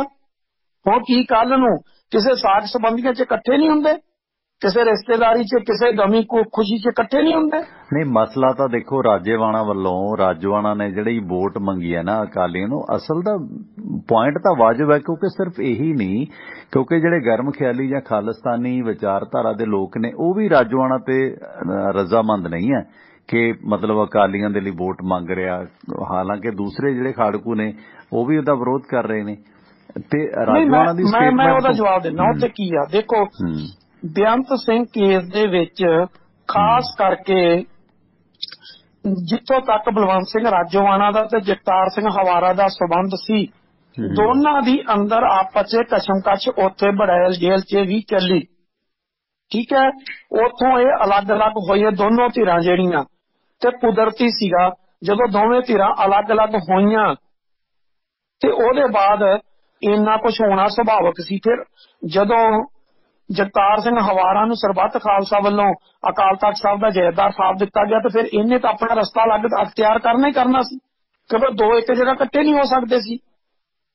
ਇਸ ਕਰਕੇ ਸਾਰਾ ਕੁਝ ਹੋਣਾ ਸੀ, ਇੱਕ ਧਿਰ ਨੇ ਦੂਜੇ ਬੰਨੇ ਜਾਣਾ ਹੀ ਜਾਣਾ ਸੀ, ਜੋ ਕੁਝ ਮਰਜ਼ੀ ਹੁੰਦਾ। ਕਿਉਂਕਿ ਦੇਖੋ, ਜਦੋਂ ਵੀ ਮੈਂ ਇੱਕ ਦੇਖਿਆ ਜਿਹੜੇ ਅਲੱਗ-ਅਲੱਗ ਮੋਰਚਿਆਂ ਦੇ ਵਿੱਚ ਵਿਅਕਤੀ ਜਾਂਦੇ ਸੀ ਉਹ ਅਲੱਗ ਸੀ, ਲੇਕਿਨ ਜਿਹੜੇ ਵਿਅਕਤੀ ਕਿਸੇ ਇੱਕ ਕੇਸ ਦੇ ਵਿੱਚ 5, 7 ਜਾਂ 10 ਇਨਵੋਲਵ ਹੁੰਦੇ ਸੀ, ਜੇਲ੍ਹ 'ਚ ਉਹ 10 ਦੇ 10 ਗਰੁੱਪ ਬਣਦੇ ਸੀ, ਉਹ ਕਦੀ ਵੀ ਇੱਕ ਜਗ੍ਹਾ ਇਕੱਠੇ ਨਹੀਂ ਸੀ ਰਹੇ। ਔਰ ਜੇਲ੍ਹ ਡਿਪਾਰਟਮੈਂਟ ਦੀ ਮਜਬੂਰੀ ਹੋ ਜਾਂਦੀ ਸੀ ਕਿ ਉਹਨਾਂ 10 ਨੂੰ ਅਲੱਗ-ਅਲੱਗ ਬੈਰਕਾਂ 'ਚ ਰੱਖੇ। ਇੱਥੋਂ ਤੱਕ ਕਿ ਜਦੋਂ ਪੇਸ਼ੀ ਤੇ ਵੀ ਜਾਂਦੇ ਸੀਗੇ, ਆਪਣੀ ਤਰੀਕ ਤੇ ਜਾਂਦੇ ਸੀ, ਤੇ ਉਹ ਗਾਰਡ ਨੂੰ ਕਹਿ ਕੇ ਭੇਜਦੇ ਸੀ ਜੇਲ੍ਹ ਵਾਲੇ ਕਿ ਇਹਨਾਂ ਨੂੰ ਅਲੱਗ-ਅਲੱਗ ਰੱਖਿਓ, ਕਿਤੇ ਉੱਥੇ ਘਸੁੰਨ ਮੁੱਕੀ ਨਾ ਆਪਸ 'ਚ ਹੋ ਜਾਣ, ਇਹ ਵੀ ਖਤਰਾ ਹੁੰਦਾ ਸੀ। ਇਸ ਕਰਕੇ ਉਹ ਹੁਣ ਬਲਵੰਤ ਸਿੰਘ ਰਾਜੋਆਣਾ ਨੇ ਜਾਣਾ ਸੀ। ਤੁਸੀਂ ਦੇਖੋ, ਐਤਕੀ ਉਹਨੇ ਅਕਾਲੀ ਦਲ ਦੀ ਮੰਗੀ ਆ ਵੋਟ, ਪਰ 2019 'ਚ ਉਹਨੇ ਬੀਜੇਪੀ ਤੇ ਅਕਾਲੀ ਦਲ ਦੀ ਮੰਗੀ ਸੀ। ਇਸ ਕਰਕੇ ਉਹ ਗੱਲ ਦੇਖੋ, ਮੈਂ ਪਹਿਲੇ ਦਿਨ ਕਹਿ ਦਿੱਤਾ ਸੀ ਕਿ ਉੱਥੇ ਗੁਰਚਰਨ ਸਿੰਘ ਗਰੇਵਾਲ ਖੜੇ ਸੀ, ਐਜੀਪੀਸੀ ਦੇ ਮੌਜੂਦਾ ਪ੍ਰਧਾਨ ਖੜੇ ਸੀ, ਉੱਥੇ ਅਕਾਲ ਤਖਤ ਸਾਹਿਬ ਦੇ ਜਥੇਦਾਰ ਮੌਜੂਦਾ ਸੀ ਤੇ ਸਾਬਕਾ ਜਥੇਦਾਰ ਵੀ ਉੱਥੇ ਸੀ। ਠੀਕ ਹੈ, ਉਹ ਤਾਂ ਅੱਜ ਰਵਨੀਤ ਬਿੱਟੂ ਨੇ ਇੱਥੋਂ ਤੱਕ ਕਹਿਤਾ, ਕਹਿੰਦਾ ਲੋਕਾਂ ਦੇ ਕੰਡੀਸ਼ਨਾਂ ਲਾਉਂਦੇ ਆ ਕਿ ਪੰਗਤ 'ਚ ਬਹਿ ਕੇ ਲੰਗਰ ਛਕੋ। ਕਹਿੰਦੇ ਜਥੇਦਾਰ ਤੇ ਬਲਵੰਤ ਸਿੰਘ ਰਾਜੋਆਣਾ ਦੋਨੋਂ ਕੁਰਸੀਆਂ ਤੇ ਬੈਠ ਕੇ ਕਹਿੰਦਾ ਲੰਗਰ ਛਕਣ ਡਏ ਹੋਏ ਸੀਗੇ। ਠੀਕ ਹੈ ਨਾ। ਉਹ ਦੇਖੋ ਆਪੋਜੀਸ਼ਨ ਆ, ਉਹਨਾਂ ਨੇ ਇਲਜ਼ਾਮ ਲਾਉਣੇ। ਗੱਲ ਤੇ ਇਹ ਸੀ ਕਿ ਇਹਨਾਂ ਨੂੰ ਮੇਰੇ ਹਿਸਾਬ ਨਾਲ ਏਡੀ ਵੱਡੀ ਸਟੇਟਮੈਂਟ ਦੇਣ ਦੀ ਜ਼ਰੂਰਤ ਨਹੀਂ ਸੀ। ਇਹ ਸਟੇਟਮੈਂਟ ਬਹੁਤਾ ਵੱਡਾ ਅਸਰ ਨਹੀਂ ਸੀ ਰੱਖਦੀ। ਸ਼ੁਰੂ 'ਚ ਕਹਿ ਦਿੰਦੇ ਕਿ ਤੁਸੀਂ ਆਏ ਹੋ, ਤੁਸੀਂ ਤੁਹਾਡਾ ਫਾਦਰ ਹੈ, ਭਾਵੇਂ ਉਹ ਤੁਹਾਡਾ ਧਰਮ ਦਾ ਭਰਾ ਸੀਗਾ ਜਿਹਦਾ ਉਹ ਫਾਦਰ ਸੀਗਾ, ਤੁਸੀਂ ਉਹਦੇ ਤੇ ਸ਼ਰਧਾਂਜਲੀ ਦਿਓ ਤੇ ਗੱਲ ਖਤਮ। ਤੁਸੀਂ ਇੱਥੋਂ ਤੱਕ ਦੇਖੋ, ਦਿਆਲ ਸਿੰਘ ਲਾਹੌਰੀਆ ਨੂੰ ਜਦੋਂ ਤਿਹਾੜ ਜੇਲ੍ਹ ਤੋਂ ਲਿਆਂਦਾ ਗਿਆ ਉਹਦੀ ਮਾਤਾ ਦੇ ਭੋਗ ਦੇ ਸਮੇਂ 'ਚ, ਉਸ ਵੇਲੇ ਉਹਨੂੰ ਬੋਲਣ ਦੀ ਇਜਾਜ਼ਤ ਨਹੀਂ ਸੀ, ਸਿਰਫ ਸੰਗਤ ਦੇ ਵਿੱਚ ਬੈਠਾ ਸੀ, ਇੱਕ ਬੰਨੇ ਬਿਠਾਇਆ ਸੀ ਤੇ ਉੱਥੋਂ ਨਾਲ ਦੀ ਨਾਲ ਹੀ ਅਰਦਾਸ ਹੋਈ, ਲੈ ਕੇ ਨਿਕਲ ਕੇ ਕਿਸੇ ਪਰਿਵਾਰ ਦੇ ਮੈਂਬਰ ਨੂੰ ਮਿਲਣ ਤੱਕ ਨਹੀਂ ਸੀ ਉਹਨਾਂ ਨੇ ਦਿੱਤਾ। ਠੀਕ ਹੈ, ਇੱਥੇ ਖੁੱਲ ਦੇਣੀ ਵੀ ਕਿਤੇ ਨਾ ਕਿਤੇ ਪ੍ਰਸ਼ਾਸਨ ਵੱਲੋਂ, ਉਹ ਵੀ ਘਾਟੇ ਬੰਦਾ ਸੌਦਾ। ਇਹਦਾ ਕਈ ਵਾਰੀ ਖਮਿਆਜਾ ਭੁਗਤਣਾ ਪੈਂਦਾ ਹੁੰਦਾ, ਕਈ ਵਾਰੀ ਤੁਸੀਂ ਹੋਰ ਵੱਧ ਜਿਹੜੇ ਆ ਕੀ ਕਹਿੰਦੇ ਹੁੰਦੇ ਝਮੇਲੇ ਉਹਨਾਂ 'ਚ ਫਸ ਜਾਂਦੇ ਹੋ। ਪਰ ਹੁਣ ਸਮੱਸਿਆ ਕੀ ਆ, ਅਕਾਲੀ ਦਲ ਦੇ ਇੱਕੋ ਜ਼ੋਰ ਲੱਗਾ ਹੋਵੇ ਕਿਸੇ ਤਰੀਕੇ ਨਾਲ ਅਸੀਂ ਸੱਤਾ 'ਚ ਇੱਕ ਵਾਰੀ ਵਾਪਸੀ ਕਰ ਜਾਈਏ। ਉਹਨਾਂ ਨੂੰ ਪਤਾ ਕਿ ਜੇ ਅਸੀਂ 2022 'ਚ ਸੱਤਾ 'ਚ ਨਾ ਆਏ ਤੇ ਮੁੜ ਕੇ ਪਤਾ ਨਹੀਂ ਸਾਡਾ ਦਾਅ ਲੱਗੇ ਕਿ ਨਾ ਲੱਗੇ। ਇਸੇ ਕਰਕੇ ਚਾਹੇ ਐਜੀਪੀਸੀ ਪ੍ਰਧਾਨ ਆ, ਚਾਹੇ ਅਕਾਲ ਤਖਤ ਸਾਹਿਬ ਦਾ ਜਥੇਦਾਰ ਆ, ਉਹ ਵਿਰੋਧੀਆਂ ਦੀ ਇੱਕ ਇੱਕ ਕਮੀ ਕੱਢ ਕੇ ਤੁਸੀਂ ਇੱਥੋਂ ਤੱਕ ਦੇਖੋ ਕਿ ਅੱਜ ਇੱਕ ਪੋਸਟ ਪਾਈ ਹੋਈ ਆ ਉਹਨਾਂ ਵੱਲੋਂ, ਕਾਂਗਰਸ ਵੱਲੋਂ। ਠੀਕ ਹੈ, ਉਹਨਾਂ ਨੇ ਕਿਹਾ ਕਿ ਸਰਬੱਤ ਦੇ ਭਲੇ ਦੇ ਲਈ ਕਾਂਗਰਸ ਨੂੰ ਵੋਟ ਪਾਓ। ਉਹ 'ਚ ਨਵਜੋਤ ਸਿੱਧੂ ਦੀ ਫੋਟੋ ਆ, ਸੁਨੀਲ ਜਾਖੜ ਦੀ ਆ, ਚਰਨਜੀਤ ਚੰਨੀ ਦੀ ਆ, ਤਿੰਨਾਂ ਦੀ ਫੋਟੋ ਆ। ਐਜੀਪੀਸੀ ਨੇ ਸਿੱਧਾ ਇਲੈਕਸ਼ਨ ਕਮਿਸ਼ਨ ਨੂੰ ਲਿਖ ਦਿੱਤਾ ਕਿ ਇਹਨਾਂ ਤੇ ਕਾਰਵਾਈ ਕਰੋ। ਇਹਨਾਂ ਨੇ ਦੂਸਰਾ ਕੀ ਕਹਿੰਦੇ ਹੁੰਦੇ ਆ, ਸਰਬੱਤ ਦੇ ਭਲੇ ਦੀ ਮੰਗ ਕਿਉਂ ਕੀਤੀ ਆ? ਠੀਕ ਹੈ ਨਾ। ਹੁਣ ਗੱਲ ਤੇ ਆ ਕਿ ਸਰਬੱਤ ਦੇ ਭਲੇ ਦੀ ਮੰਗ ਤਾਂ ਤੁਸੀਂ ਵੀ ਕਰਦੇ ਹੋ, ਜਦੋਂ ਅਕਾਲ ਤਖਤ ਸਾਹਿਬ ਦਾ ਜਥੇਦਾਰ ਸਿੱਧਾ ਕਹਿੰਦਾ ਕਿ ਵੋਟਾਂ ਇਸ ਵਾਰ ਪੰਥ ਐਜੀਪੀਸੀ ਮਾਂ ਵਾ ਤੇ ਅਕਾਲੀ ਦਲ ਉਹਦਾ ਪੁੱਤ ਆ, ਤੇ ਇਹ ਅਕਾਲੀ ਦਲ ਜਿਹੜਾ ਵਾ ਮਾਂ ਦੇ ਹੁੰਦਿਆਂ ਪੁੱਤ ਜਿਹੜਾ ਉਹ ਕਮਜ਼ੋਰ ਨਹੀਂ ਹੋਣਾ ਚਾਹੀਦਾ। ਪੁੱਤ ਜੇ ਮਜ਼ਬੂਤ ਹੋਊਗਾ ਤੇ ਮਾਂ ਦੀ ਸੁਰੱਖਿਆ ਕਰੇਗਾ, ਤੇ ਫਿਰ ਉਹ ਕੀ ਆ, ਉਹ ਵੀ ਤੇ ਇਹੀ ਕੁਛ ਹੈ ਨਾ ਸਾਰਾ ਕੁਛ। ਇਸ ਕਰਕੇ ਆ ਜਿਹਦਾ ਜਿੱਥੇ ਦਾ ਚੱਲਦਾ ਉਹ ਚਲਾਉਂਦਾ। ਜਦੋਂ ਐਜੀਪੀਸੀ ਦੀ ਸਾਬਕਾ ਪ੍ਰਧਾਨ ਬੀਬੀ ਜਗੀਰ ਕੌਰ ਨੂੰ ਪੱਤਰਕਾਰਾਂ ਪੁੱਛਿਆ, ਉਹ ਕਹਿੰਦੀ ਇਹ ਤਾਂ ਸ਼੍ਰੋਮਣੀ ਕਮੇਟੀ ਦਾ ਮਸਲਾ, ਅਕਾਲੀ ਦਲ ਦਾ ਮਸਲਾ ਨਹੀਂ ਹੈ। ਅਕਾਲੀ ਦਲ ਨੇ ਕੋਈ ਸ਼ਿਕਾਇਤ ਨਹੀਂ ਕੀਤੀ, ਉਹ ਤਾਂ ਐਜੀਪੀਸੀ ਨਾਲ ਗੱਲ ਕਰੋ। ਹੁਣ ਆਪਾਂ ਨੂੰ ਪਤਾ ਕਿ ਅਕਾਲੀ ਦਲ ਦੇ ਵਿੱਚ ਪਾਰਟੀ ਪ੍ਰਧਾਨ ਤੋਂ ਇਲਾਵਾ ਕਿਹਦੀ ਹਿੰਮਤ ਆ ਕਿ ਪਾਰਟੀ ਪ੍ਰਧਾਨ ਨੂੰ ਪੁੱਛੇ ਤੋਂ ਬਗੈਰ ਸਟੇਟਮੈਂਟ ਦੇ ਦੇ। ਐਜੀਪੀਸੀ 'ਚ ਕਿਹਦੀ ਹਿੰਮਤ ਆ ਕਿ ਅਕਾਲੀ ਦਲ ਦੇ ਪ੍ਰਧਾਨ ਨੂੰ ਪੁੱਛੇ ਤੋਂ ਬਗੈਰ ਸਟੇਟਮੈਂਟ ਦੇ ਦੇਵੇ। ਅਕਾਲ ਤਖਤ ਸਾਹਿਬ ਦੇ ਜਥੇਦਾਰ ਦੀ ਕਿੰਨੀ ਕੋਈ ਹਿੰਮਤ ਆ ਕੋ ਅਕਾਲੀ ਦਲ ਦੇ ਪ੍ਰਧਾਨ ਨੂੰ ਪੁੱਛੇ ਤੋਂ ਬਗੈਰ ਜਾਂ ਉਹਦੀ ਮਰਜ਼ੀ ਦੇ ਅਗੇਂਸਟ ਜਾ ਕੇ ਕੋਈ ਸਟੇਟਮੈਂਟ ਦੇ ਦੇਵੇ? ਕੋਈ ਹੋ ਸਕਦੀ ਹੈ? ਜਿਸ ਵੇਲੇ ਯਾਨੀ ਹਰਪ੍ਰੀਤ ਸਿੰਘ ਨੂੰ ਲਿਆਂਦਾ ਗਿਆ ਸੀ, ਲੋਕ ਕਹਿੰਦੇ ਸੀ ਬੜਾ ਵਧੀਆ ਰਹੇਗਾ, ਬੜਾ ਵਧੀਆ ਰਹੇਗਾ। ਪਰ ਗੱਲ ਇਹ ਆ, ਜਿਹੜੇ ਕੰਮ ਪਹਿਲੇ ਜਥੇਦਾਰ ਨੇ ਕੀਤੇ ਉਹੀ ਇਹਨਾਂ ਤੋਂ ਕਰਵਾ ਲਏ ਆ। ਚੋਣਾਂ ਜਿੱਤਣ ਦੇ ਲਈ ਜਿੱਥੋਂ ਤੱਕ ਵੇਲਾ ਕਰਨਾ ਸੀ, ਜੋ ਕੁਝ ਕਰਨਾ ਸੀ, ਆਪਣੀ ਮਰਜ਼ੀ ਦੇ ਮੁਤਾਬਕ ਉਹਨਾਂ ਨੇ ਸਟੇਟਮੈਂਟਾਂ ਦਵਾ ਲੀਆਂ। ਕੀਤੀ ਕਿਸੇ ਨੇ ਵੀ ਘੱਟ ਨਹੀਂ ਹੈ, ਭਾਵੇਂ ਬਲਵੰਤ ਸਿੰਘ ਰਾਜੋਆਣਾ ਵੱਲੋਂ ਹੋਈ, ਭਾਵੇਂ ਕੱਲ ਨੂੰ ਕਾਂਗਰਸ ਕਰਦੀ ਆ, ਉਹਨਾਂ ਦੇ ਇਸ਼ਤਿਹਾਰ ਆਉਂਦੇ ਆ, ਜੋ ਕੁਝ ਮਰਜ਼ੀ ਆ। ਚੋਣਾਂ ਦਾ ਮੁੱਦਾ, ਚੋਣਾਂ ਨੂੰ ਮੁੱਖ ਰੱਖ ਕੇ ਘੱਟ ਕੋਈ ਵੀ ਨਹੀਂ ਕਰ ਰਿਹਾ। ਜਿਹਦਾ ਜਿੱਥੋਂ ਤੱਕ ਦਾ ਚੱਲਦਾ ਉਹ ਆਪਣੀ ਮਨਮਰਜ਼ੀ ਜਿਹੜੀ ਆ ਉਹ ਚਲਾਉਣ ਦੀ ਕੋਸ਼ਿਸ਼ ਕਰਦਾ। ਦੇਖੋ, ਅੱਤਵਾਦੀ ਗਤੀਵਿਧੀਆਂ ਦਾ ਇਹ ਆ, ਗੱਲ ਇਹ ਆ ਨਾ ਕਿ ਜਿਹੜੀਆਂ ਘੱਟ ਗਿਣਤੀਆਂ ਦੀ ਗੱਲ ਕਰਦੇ ਆ, ਕੋਈ ਫੜਿਆ ਜਾਂਦਾ, ਕੋਈ ਨਹੀਂ, ਉਹ ਅੱਤਵਾਦੀ ਬਣ ਜਾਂਦਾ। ਹੁਣ ਤੁਸੀਂ ਵੇਖੋਗੇ ਕੇਰਲਾ ਦੇ ਵਿੱਚ ਕੱਲ ਕੀ ਹੋਇਆ, ਸੁਰਿੰਦਰ ਵੀਰ, ਬਾਲੀਆਂ ਖਬਰਾਂ ਨਸ਼ਰ ਨਹੀਂ ਹੋਈਆਂ। ਕੇਰਲਾ ਦੇ ਕਨੂਰ ਦੇ ਵਿੱਚ ਇੱਕ ਆਰਐਸਐਸ ਦਾ ਵਰਕਰ ਜਿਹੜਾ ਬੀਜੂ ਉਹਦਾ ਨਾਂ ਆ, ਉਹ ਘਰ ਦੇ ਵਿੱਚ ਦੇਸੀ ਬੰਬ ਬਣਾ ਰਿਹਾ ਸੀ। ਇਸ ਦੌਰਾਨ ਬਲਾਸਟ ਹੋਇਆ ਤੇ ਪਰਚਾ ਉਸ ਤੇ ਦਰਜ ਹੋਇਆ। ਘਰ ਦਾ ਕਾਫੀ ਹਿੱਸਾ ਢਹਿ ਵੀ ਗਿਆ। ਇਹ ਸ਼ੁੱਕਰਵਾਰ ਨੂੰ ਘਟਨਾ ਵਾਪਰੀ ਹੈ ਤੇ ਇਸ ਦੌਰਾਨ ਇਸ ਦੀ ਹੁਣ ਪੁਲਿਸ ਤਹਿਕੀਕਾਤ ਚੱਲ ਰਹੀ ਹੈ ਕਿ ਇਹਦੇ ਕੋਲੋਂ ਅੱਧਾ ਕਿਲੋ ਦੇ ਕਰੀਬ ਧਮਾਕਾ ਖੇਸ ਸਮੱਗਰੀ ਵੀ ਬਰਾਮਦ ਹੋਈ ਹੈ। ਸੋ ਕੇਰਲਾ ਦੇ ਵਿੱਚ ਆਰਐਸਐਸ ਜਾਂ ਦੂਸਰੇ ਨੇ ਜਿਹੜੇ ਭਾਜਪਾ ਉਹਨਾਂ ਦੇ ਖੱਬੇ ਪੱਖੀ ਲੋਕ ਨੇ ਆਪਸ 'ਚ ਖਹਿਬੜ ਰਹੇ ਨੇ। ਸੋ ਉੱਥੇ ਮਤਲਬ ਆਰਐਸਐਸ ਵੀ ਬੰਬ ਬਣਾ ਰਹੀ ਹੈ। ਇਹ ਜਿਹੜਾ ਗੱਲ ਇਹ ਹੈ ਕਿ ਉਹ ਰਾਸ਼ਟਰਵਾਦੀ ਨੇ। ਹੁਣ ਮਾਧੁਰੀ ਗੁਪਤਾ ਫੜੀ ਜਾਂਦੀ ਹੈ, ਪਾਕਿਸਤਾਨ ਨੂੰ ਸੂਚਨਾਵਾਂ ਦਿੰਦੀ, ਜਿਹੜੀ ਕਿ ਉੱਥੇ ਡਿਪਟੀ ਹਾਈ ਕਮਿਸ਼ਨ ਸੀ ਪਾਕਿਸਤਾਨ ਦੇ ਵਿੱਚ, ਸਜ਼ਾ ਵੀ ਹੁੰਦੀ ਹੈ, ਪਰ ਉਹ ਦੇਸ਼ ਧਰੋਹੀ ਨਹੀਂ ਹੈ। ਪਰ ਇਹਦੇ ਵਿੱਚ ਇਹ ਕਿ ਘੱਟ ਗਿਣਤੀਆਂ ਨਾਲ ਸੰਬੰਧਿਤ ਜੇ ਕੋਈ ਸਜ਼ਾ ਯਾਫਤਾ ਤਾਂ ਚਲੋ ਦੂਰ ਦੀ ਗੱਲ ਹੈ, ਜੇ ਕੋਈ ਕਾਨੂੰਨ ਦੇ ਵਿੱਚ ਫਸਿਆ ਹੋਇਆ ਬਰੀ ਵੀ ਹੋ ਗਿਆ ਉਹਦੇ ਤੇ ਵੀ ਅੱਤਵਾਦੀ ਦਾ ਲੈਵਲ ਤਾਂ ਲੱਗਦਾ। ਹੁਣ ਇਹ ਜਿਹੜਾ ਰਵਨੀਤ ਬਿੱਟੂ ਦਾ ਉਹਨੂੰ ਭੰਡਣਾ ਕਿਤੇ ਨਾ ਕਿਤੇ ਗੱਲ ਇਹ ਜਾਇਜ਼ ਤਾਂ ਹੁੰਦੀ ਹੈ ਕਿ ਉਹ ਸਜ਼ਾ ਯਾਫਤਾ ਜੇ ਹੈ, ਜੇਲ੍ਹ ਦੇ ਵਿੱਚ ਹੈ, ਉਹਦਾ ਕਿਸੇ ਪਾਰਟੀ ਵਿਸ਼ੇਸ਼ ਲਈ ਇਦਾਂ ਪ੍ਰਚਾਰ ਕਰਨਾ ਇਹ ਜਾਇਜ਼ ਨਹੀਂ ਹੈਗਾ, ਇਹ ਗੱਲ ਮੰਨਣੀ ਪੈਗੀ। ਦੂਸਰਾ ਹੁਣ ਰਾਜੋਆਣਾ ਦੀ ਜਿਹੜੀ ਸਟੇਟਮੈਂਟ ਹੈ ਉਹਨੂੰ ਫਿਰ ਇਹਨਾਂ ਨੇ ਕਾਂਗਰਸੀਆਂ ਨੇ ਕੈਸ਼ ਤਾਂ ਕਰਨਾ ਹੀ ਹੈ ਨਾ। ਜੇ ਉਹ ਉਹਨੂੰ ਕੈਸ਼ ਕਰ ਰਹੇ ਨੇ ਵੀ ਹਾਂ ਪੰਥਕ ਵੋਟ ਪਾਓ, ਅਕਾਲੀ ਦਲ ਪੰਥਕ ਪਾਰਟੀ ਹੈ, ਬਾਦਲ ਦਲ ਨੂੰ ਜਿਤਾਓ, ਤੇ ਫਿਰ ਕਾਂਗਰਸ ਪਾਰਟੀ ਉਹਦਾ ਵਿਰੋਧ ਤਾਂ ਕਰੇਗੀ। ਇਹ ਤਾਂ ਫਿਰ ਕੈਸ਼ ਕਰਨਾ ਇਹ ਤਾਂ ਮੈਂ ਸਮਝਦਾ ਲੇਟ ਸੀ। ਮੈਨੂੰ ਲੱਗਦਾ ਰਵਨੀਤ ਬਿੱਟੂ ਤੋਂ ਇਲਾਵਾ ਹੋਰ ਕਿਸੇ ਨੇ ਇਹਦਾ ਵਿਰੋਧ ਵੀ ਨਹੀਂ ਕਰਨਾ ਕਾਂਗਰਸੀ ਨੇ ਰਾਜੋਆਣਾ ਦੀ ਸਟੇਟਮੈਂਟ ਦਾ, ਕਿਉਂਕਿ ਅਗਲਾ ਕਹਿੰਦਾ ਛੱਡੋ ਆਪਾਂ ਪਨਾ ਬਚਾਓ ਆਪਣਾ। ਇਹ ਵੀ ਕਾਰਨ ਹੈਗਾ।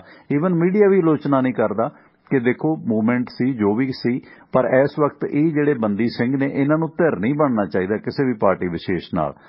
ਇੱਕ ਕਾਜ ਲਈ ਲੜਿਓ ਤੁਸੀਂ, ਘੱਟੋ ਘੱਟ ਆਪਸ ਦੇ ਵਿੱਚ ਇੱਕ ਦੂਸਰੀ ਪੋਲੀਟੀਕਲ ਪਾਰਟੀ ਨੂੰ ਤੁਸੀਂ ਇਦਾਂ ਵੰਡੋ ਨਾ, ਨਹੀਂ ਤੇ ਤੁਹਾਡਾ ਜਿਹੜਾ ਬੰਦੀ ਸਿੰਘਾਂ ਵਾਲਾ ਰੁਤਬਾ ਨਾ ਉਹਦੇ ਤੇ ਵੀ ਸਟੇਟਸ ਖੜੇ ਹੋਣਗੇ ਕਿ ਕੌਣ ਜਿੰਦਾ ਸ਼ਹੀਦ ਸਰਕਾਰੀ ਹੈ, ਕੌਣ ਬਾਦਲਕਾ ਤੇ ਕੌਣ ਅਸਲੀ ਸਿੱਖਾਂ ਦਾ ਜਿੰਦਾ ਸ਼ਹੀਦ ਹੈ। ਸੋ ਆਪਸ ਦੇ ਵਿੱਚ ਪਰ ਇਹ ਗੱਲਾਂ ਸੰਤਾਂ ਦੇ ਵੇਲੇ ਨਹੀਂ ਰੁਕੀਆਂ। ਹੁਣ ਬੱਬਰ ਸ਼ਰੇਆਮ ਵਿਰੁੱਧ ਚੱਲਦੇ ਰਹੇ ਨੇ, ਆਪਸ 'ਚ ਇੱਕ ਦੂਸਰੇ ਤੇ ਸਟੇਨ ਗੰਨਾਂ ਵੀ ਕੱਢਦੇ ਰਹੇ ਨੇ, ਇੱਕ ਦੂਸਰੇ ਦੇ ਬੰਦੇ ਵੀ ਮਾਰਦੇ ਰਹੇ ਨੇ। ਇਹ ਉਦੋਂ ਨਹੀਂ ਰੁਕਿਆ ਤੇ ਹੁਣ ਕਿੱਥੇ ਰੁਕੂਗਾ। ਪਰ ਹੁਣ ਘੱਟੋ ਘੱਟ ਜੇ ਅਜੇ ਵੀ ਨਹੀਂ ਇਹ ਜੁਝਾਰੂ ਸਮਝਦੇ ਕਿ ਅਜੇ ਵੀ ਅਸੀਂ ਇੱਕ ਵਿਸ਼ੇਸ਼ ਧਿਰ ਨੂੰ ਜੇ ਸਪੋਰਟ ਕਰਾਂਗੇ ਤੇ ਇਹਦੇ ਨਾਲ ਇਹਨਾਂ ਦਾ ਮਿਸ਼ਨ ਦਾ ਵੀ ਖਿਲਾਰਾ ਪਏਗਾ ਤੇ ਸਿੱਖਾਂ 'ਚ ਵੀ ਜਾਂ ਪੰਜਾਬ ਦੇ ਵਿੱਚ ਵੀ ਖਿਲਾਰਾ ਪਏਗਾ। ਇਹ ਸਟੇਟਮੈਂਟ ਦੇਣੀ ਹੀ ਨਹੀਂ ਸੀ ਚਾਹੀਦੀ ਰਾਜੋਆਣਾ ਸਾਹਿਬ ਨੂੰ। ਪਰ ਗੱਲ ਇਹ ਹੈ ਨਾ ਕਿ ਇਹਨਾਂ ਦੇ ਕਾਰਨ ਕਈ ਸਾਰੇ ਨਿਕਲਦੇ ਨੇ।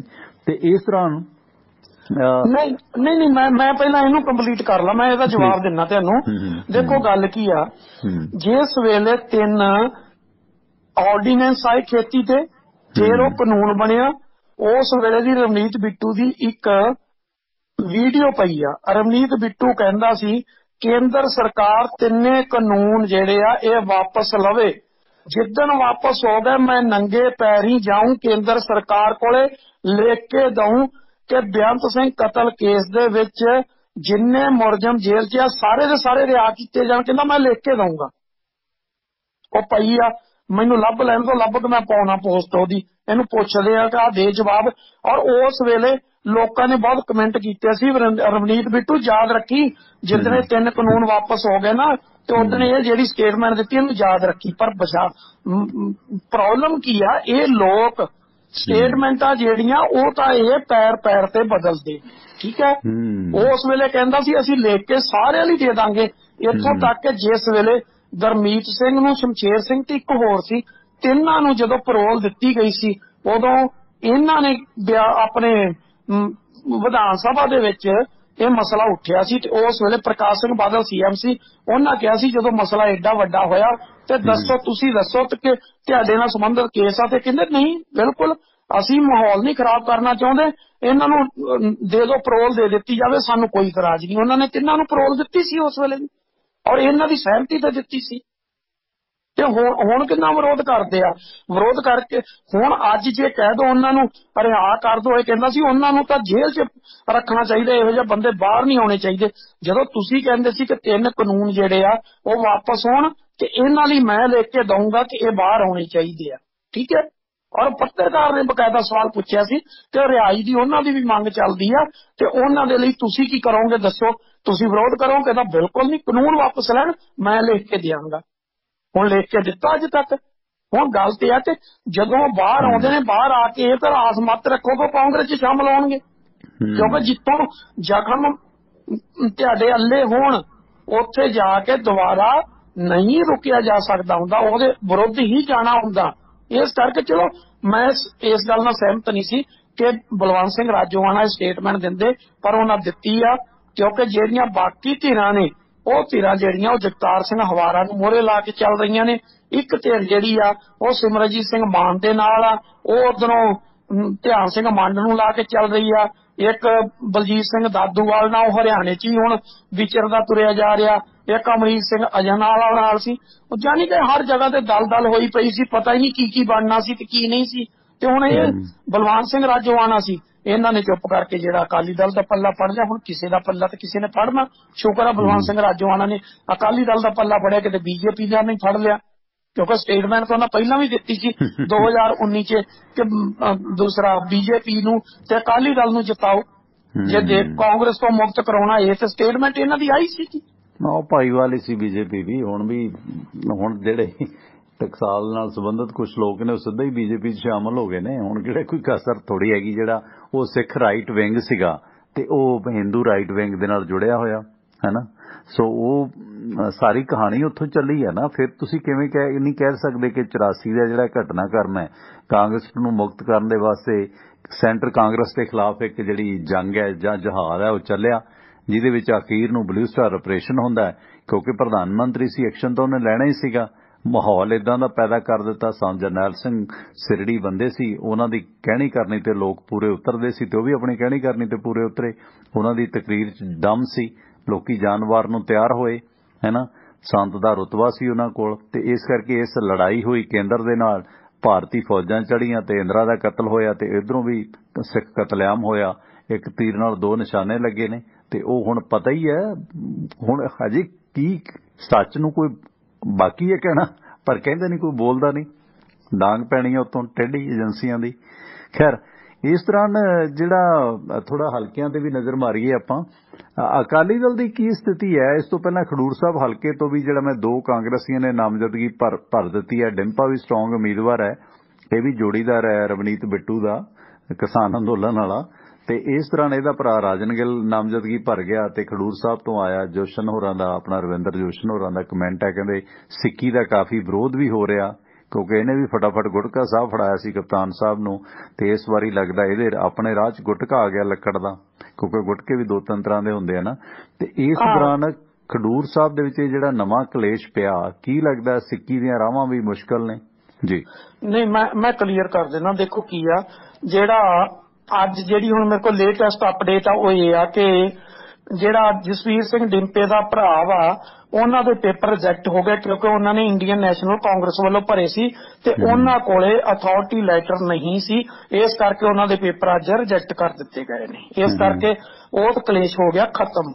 ਦੂਸਰੀ ਰਹੀ ਗੱਲ, ਇੱਕ ਗੱਲ ਬੜੀ ਸਪਸ਼ਟ ਆ, ਜਿਹੜੇ ਪੰਜਾਬ ਦੇ ਕੁਝ ਹਲਕੇ ਆ ਜਿਨ੍ਹਾਂ ਬਾਰੇ ਵਨ ਸਾਈਡਡ ਆ, ਉਹ ਇਹ ਆ ਕਿ ਉੱਥੇ ਬ੍ਰਹਮਪੁਰੇ ਦਾ ਰੱਥ ਰੋਕਣਾ ਬੜਾ ਔਖਾ। ਠੀਕ ਹੈ, ਸਿੱਕੀ ਨਹੀਂ ਜਿੱਤਦਾ, ਇਹ ਗੱਲ ਬੜੀ ਕਲੀਅਰ ਆ। ਜੇ ਅਕਾਲੀ ਦਲ ਦੇ ਫੇਵਰ 'ਚ ਸੀਟ ਜਾ ਰਹੀ ਆ ਤਾਂ ਉਹ ਖਡੂਰ ਸਾਹਿਬ ਜਿਹੜੀ ਬੜੀ ਕਲੀਅਰ ਕੱਟ ਜਾ ਰਹੀ ਹੈ। ਠੀਕ ਆ, ਆਮ ਆਦਮੀ ਪਾਰਟੀ ਹਾਂਜੀ ਆਪ ਵਾਲਿਆਂ ਦੀ ਸਥਿਤੀ ਹਲਕੀ ਹੈ ਉਧਰੋਂ ਨਾ। ਨਹੀਂ, ਉਹ ਹਲਕੀ ਆ। ਦੇਖੋ ਕੋਈ ਮੈਂ ਕਹਿੰਦਾ ਧਰਮਰਾਜ ਆ ਕੇ EVM ਦੇ ਉੱਪਰ ਆਪ ਬੈਠ ਜਾਵੇ, ਕਵੇ ਜਿਹਦਾ ਹੱਥ ਜਾਵੇ ਉਹਦਾ ਹੱਥ ਚੱਕ ਕੇ ਦੂਜਾ ਬਟਨ ਨੱਪੀ ਜਾਵੇ ਤਾਂ ਵੱਖਰੀ ਗੱਲ ਆ, ਅਦਰਵਾਈਜ਼ ਬ੍ਰਹਮਪੁਰੇ ਨੂੰ ਹਰਾਇਆ ਨਹੀਂ ਜਾ ਸਕਦਾ। ਬੜੀ ਕਲੀਅਰ ਆ।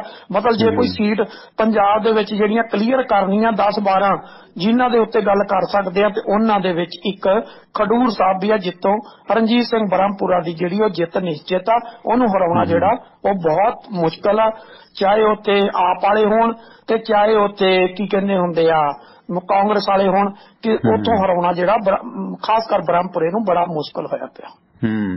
ਤੇ ਉਧਰ ਸਥਿਤੀ ਥੋੜੀ ਜੀ ਅਕਾਲੀ ਦਲ ਦੀ ਤੇ ਵੀ ਆਪਾਂ ਚਰਚਾ ਕਰਦੇ ਆਂ। ਮਨਜੀਤ ਬਰਾੜ ਜਿਵੇਂ ਸਵੇਰੇ ਆਪਣੇ ਦੋਸਤ ਕਮੈਂਟ ਵੀ ਆਇਆ ਸੀ, ਸ਼ਾਇਦ ਗਿੱਲ ਹੋਰਾਂ ਦਾ ਸੀ, ਕਹਿੰਦੇ ਹਨੀ ਫੱਤਣਵਾਲਾ, ਜਗਜੀਤ ਸਿੰਘ ਫੱਤਣਵਾਲਾ ਵਾਪਸ ਹੋ ਰਹੇ ਨੇ, ਇੱਥੋਂ ਵਾਪਸ ਹੋ ਗਏ ਨੇ, ਸਰੋਪੇ ਪਾ ਗਏ ਨੇ ਸੁਖਬੀਰ ਬਾਦਲ ਹੋਣਾ ਕੋਲ, ਕਹਿੰਦੇ ਘਰ ਆ ਕੇ ਬੜਾ ਸਕੂਨ ਮਿਲਿਆ। ਤੇ ਹੋਰ ਵੀ ਕਈ ਲੋਕ ਸ਼ਾਮਲ ਹੋ ਰਹੇ ਨੇ ਅਕਾਲੀ ਦਲ ਬਾਦਲ ਦੇ ਵਿੱਚ।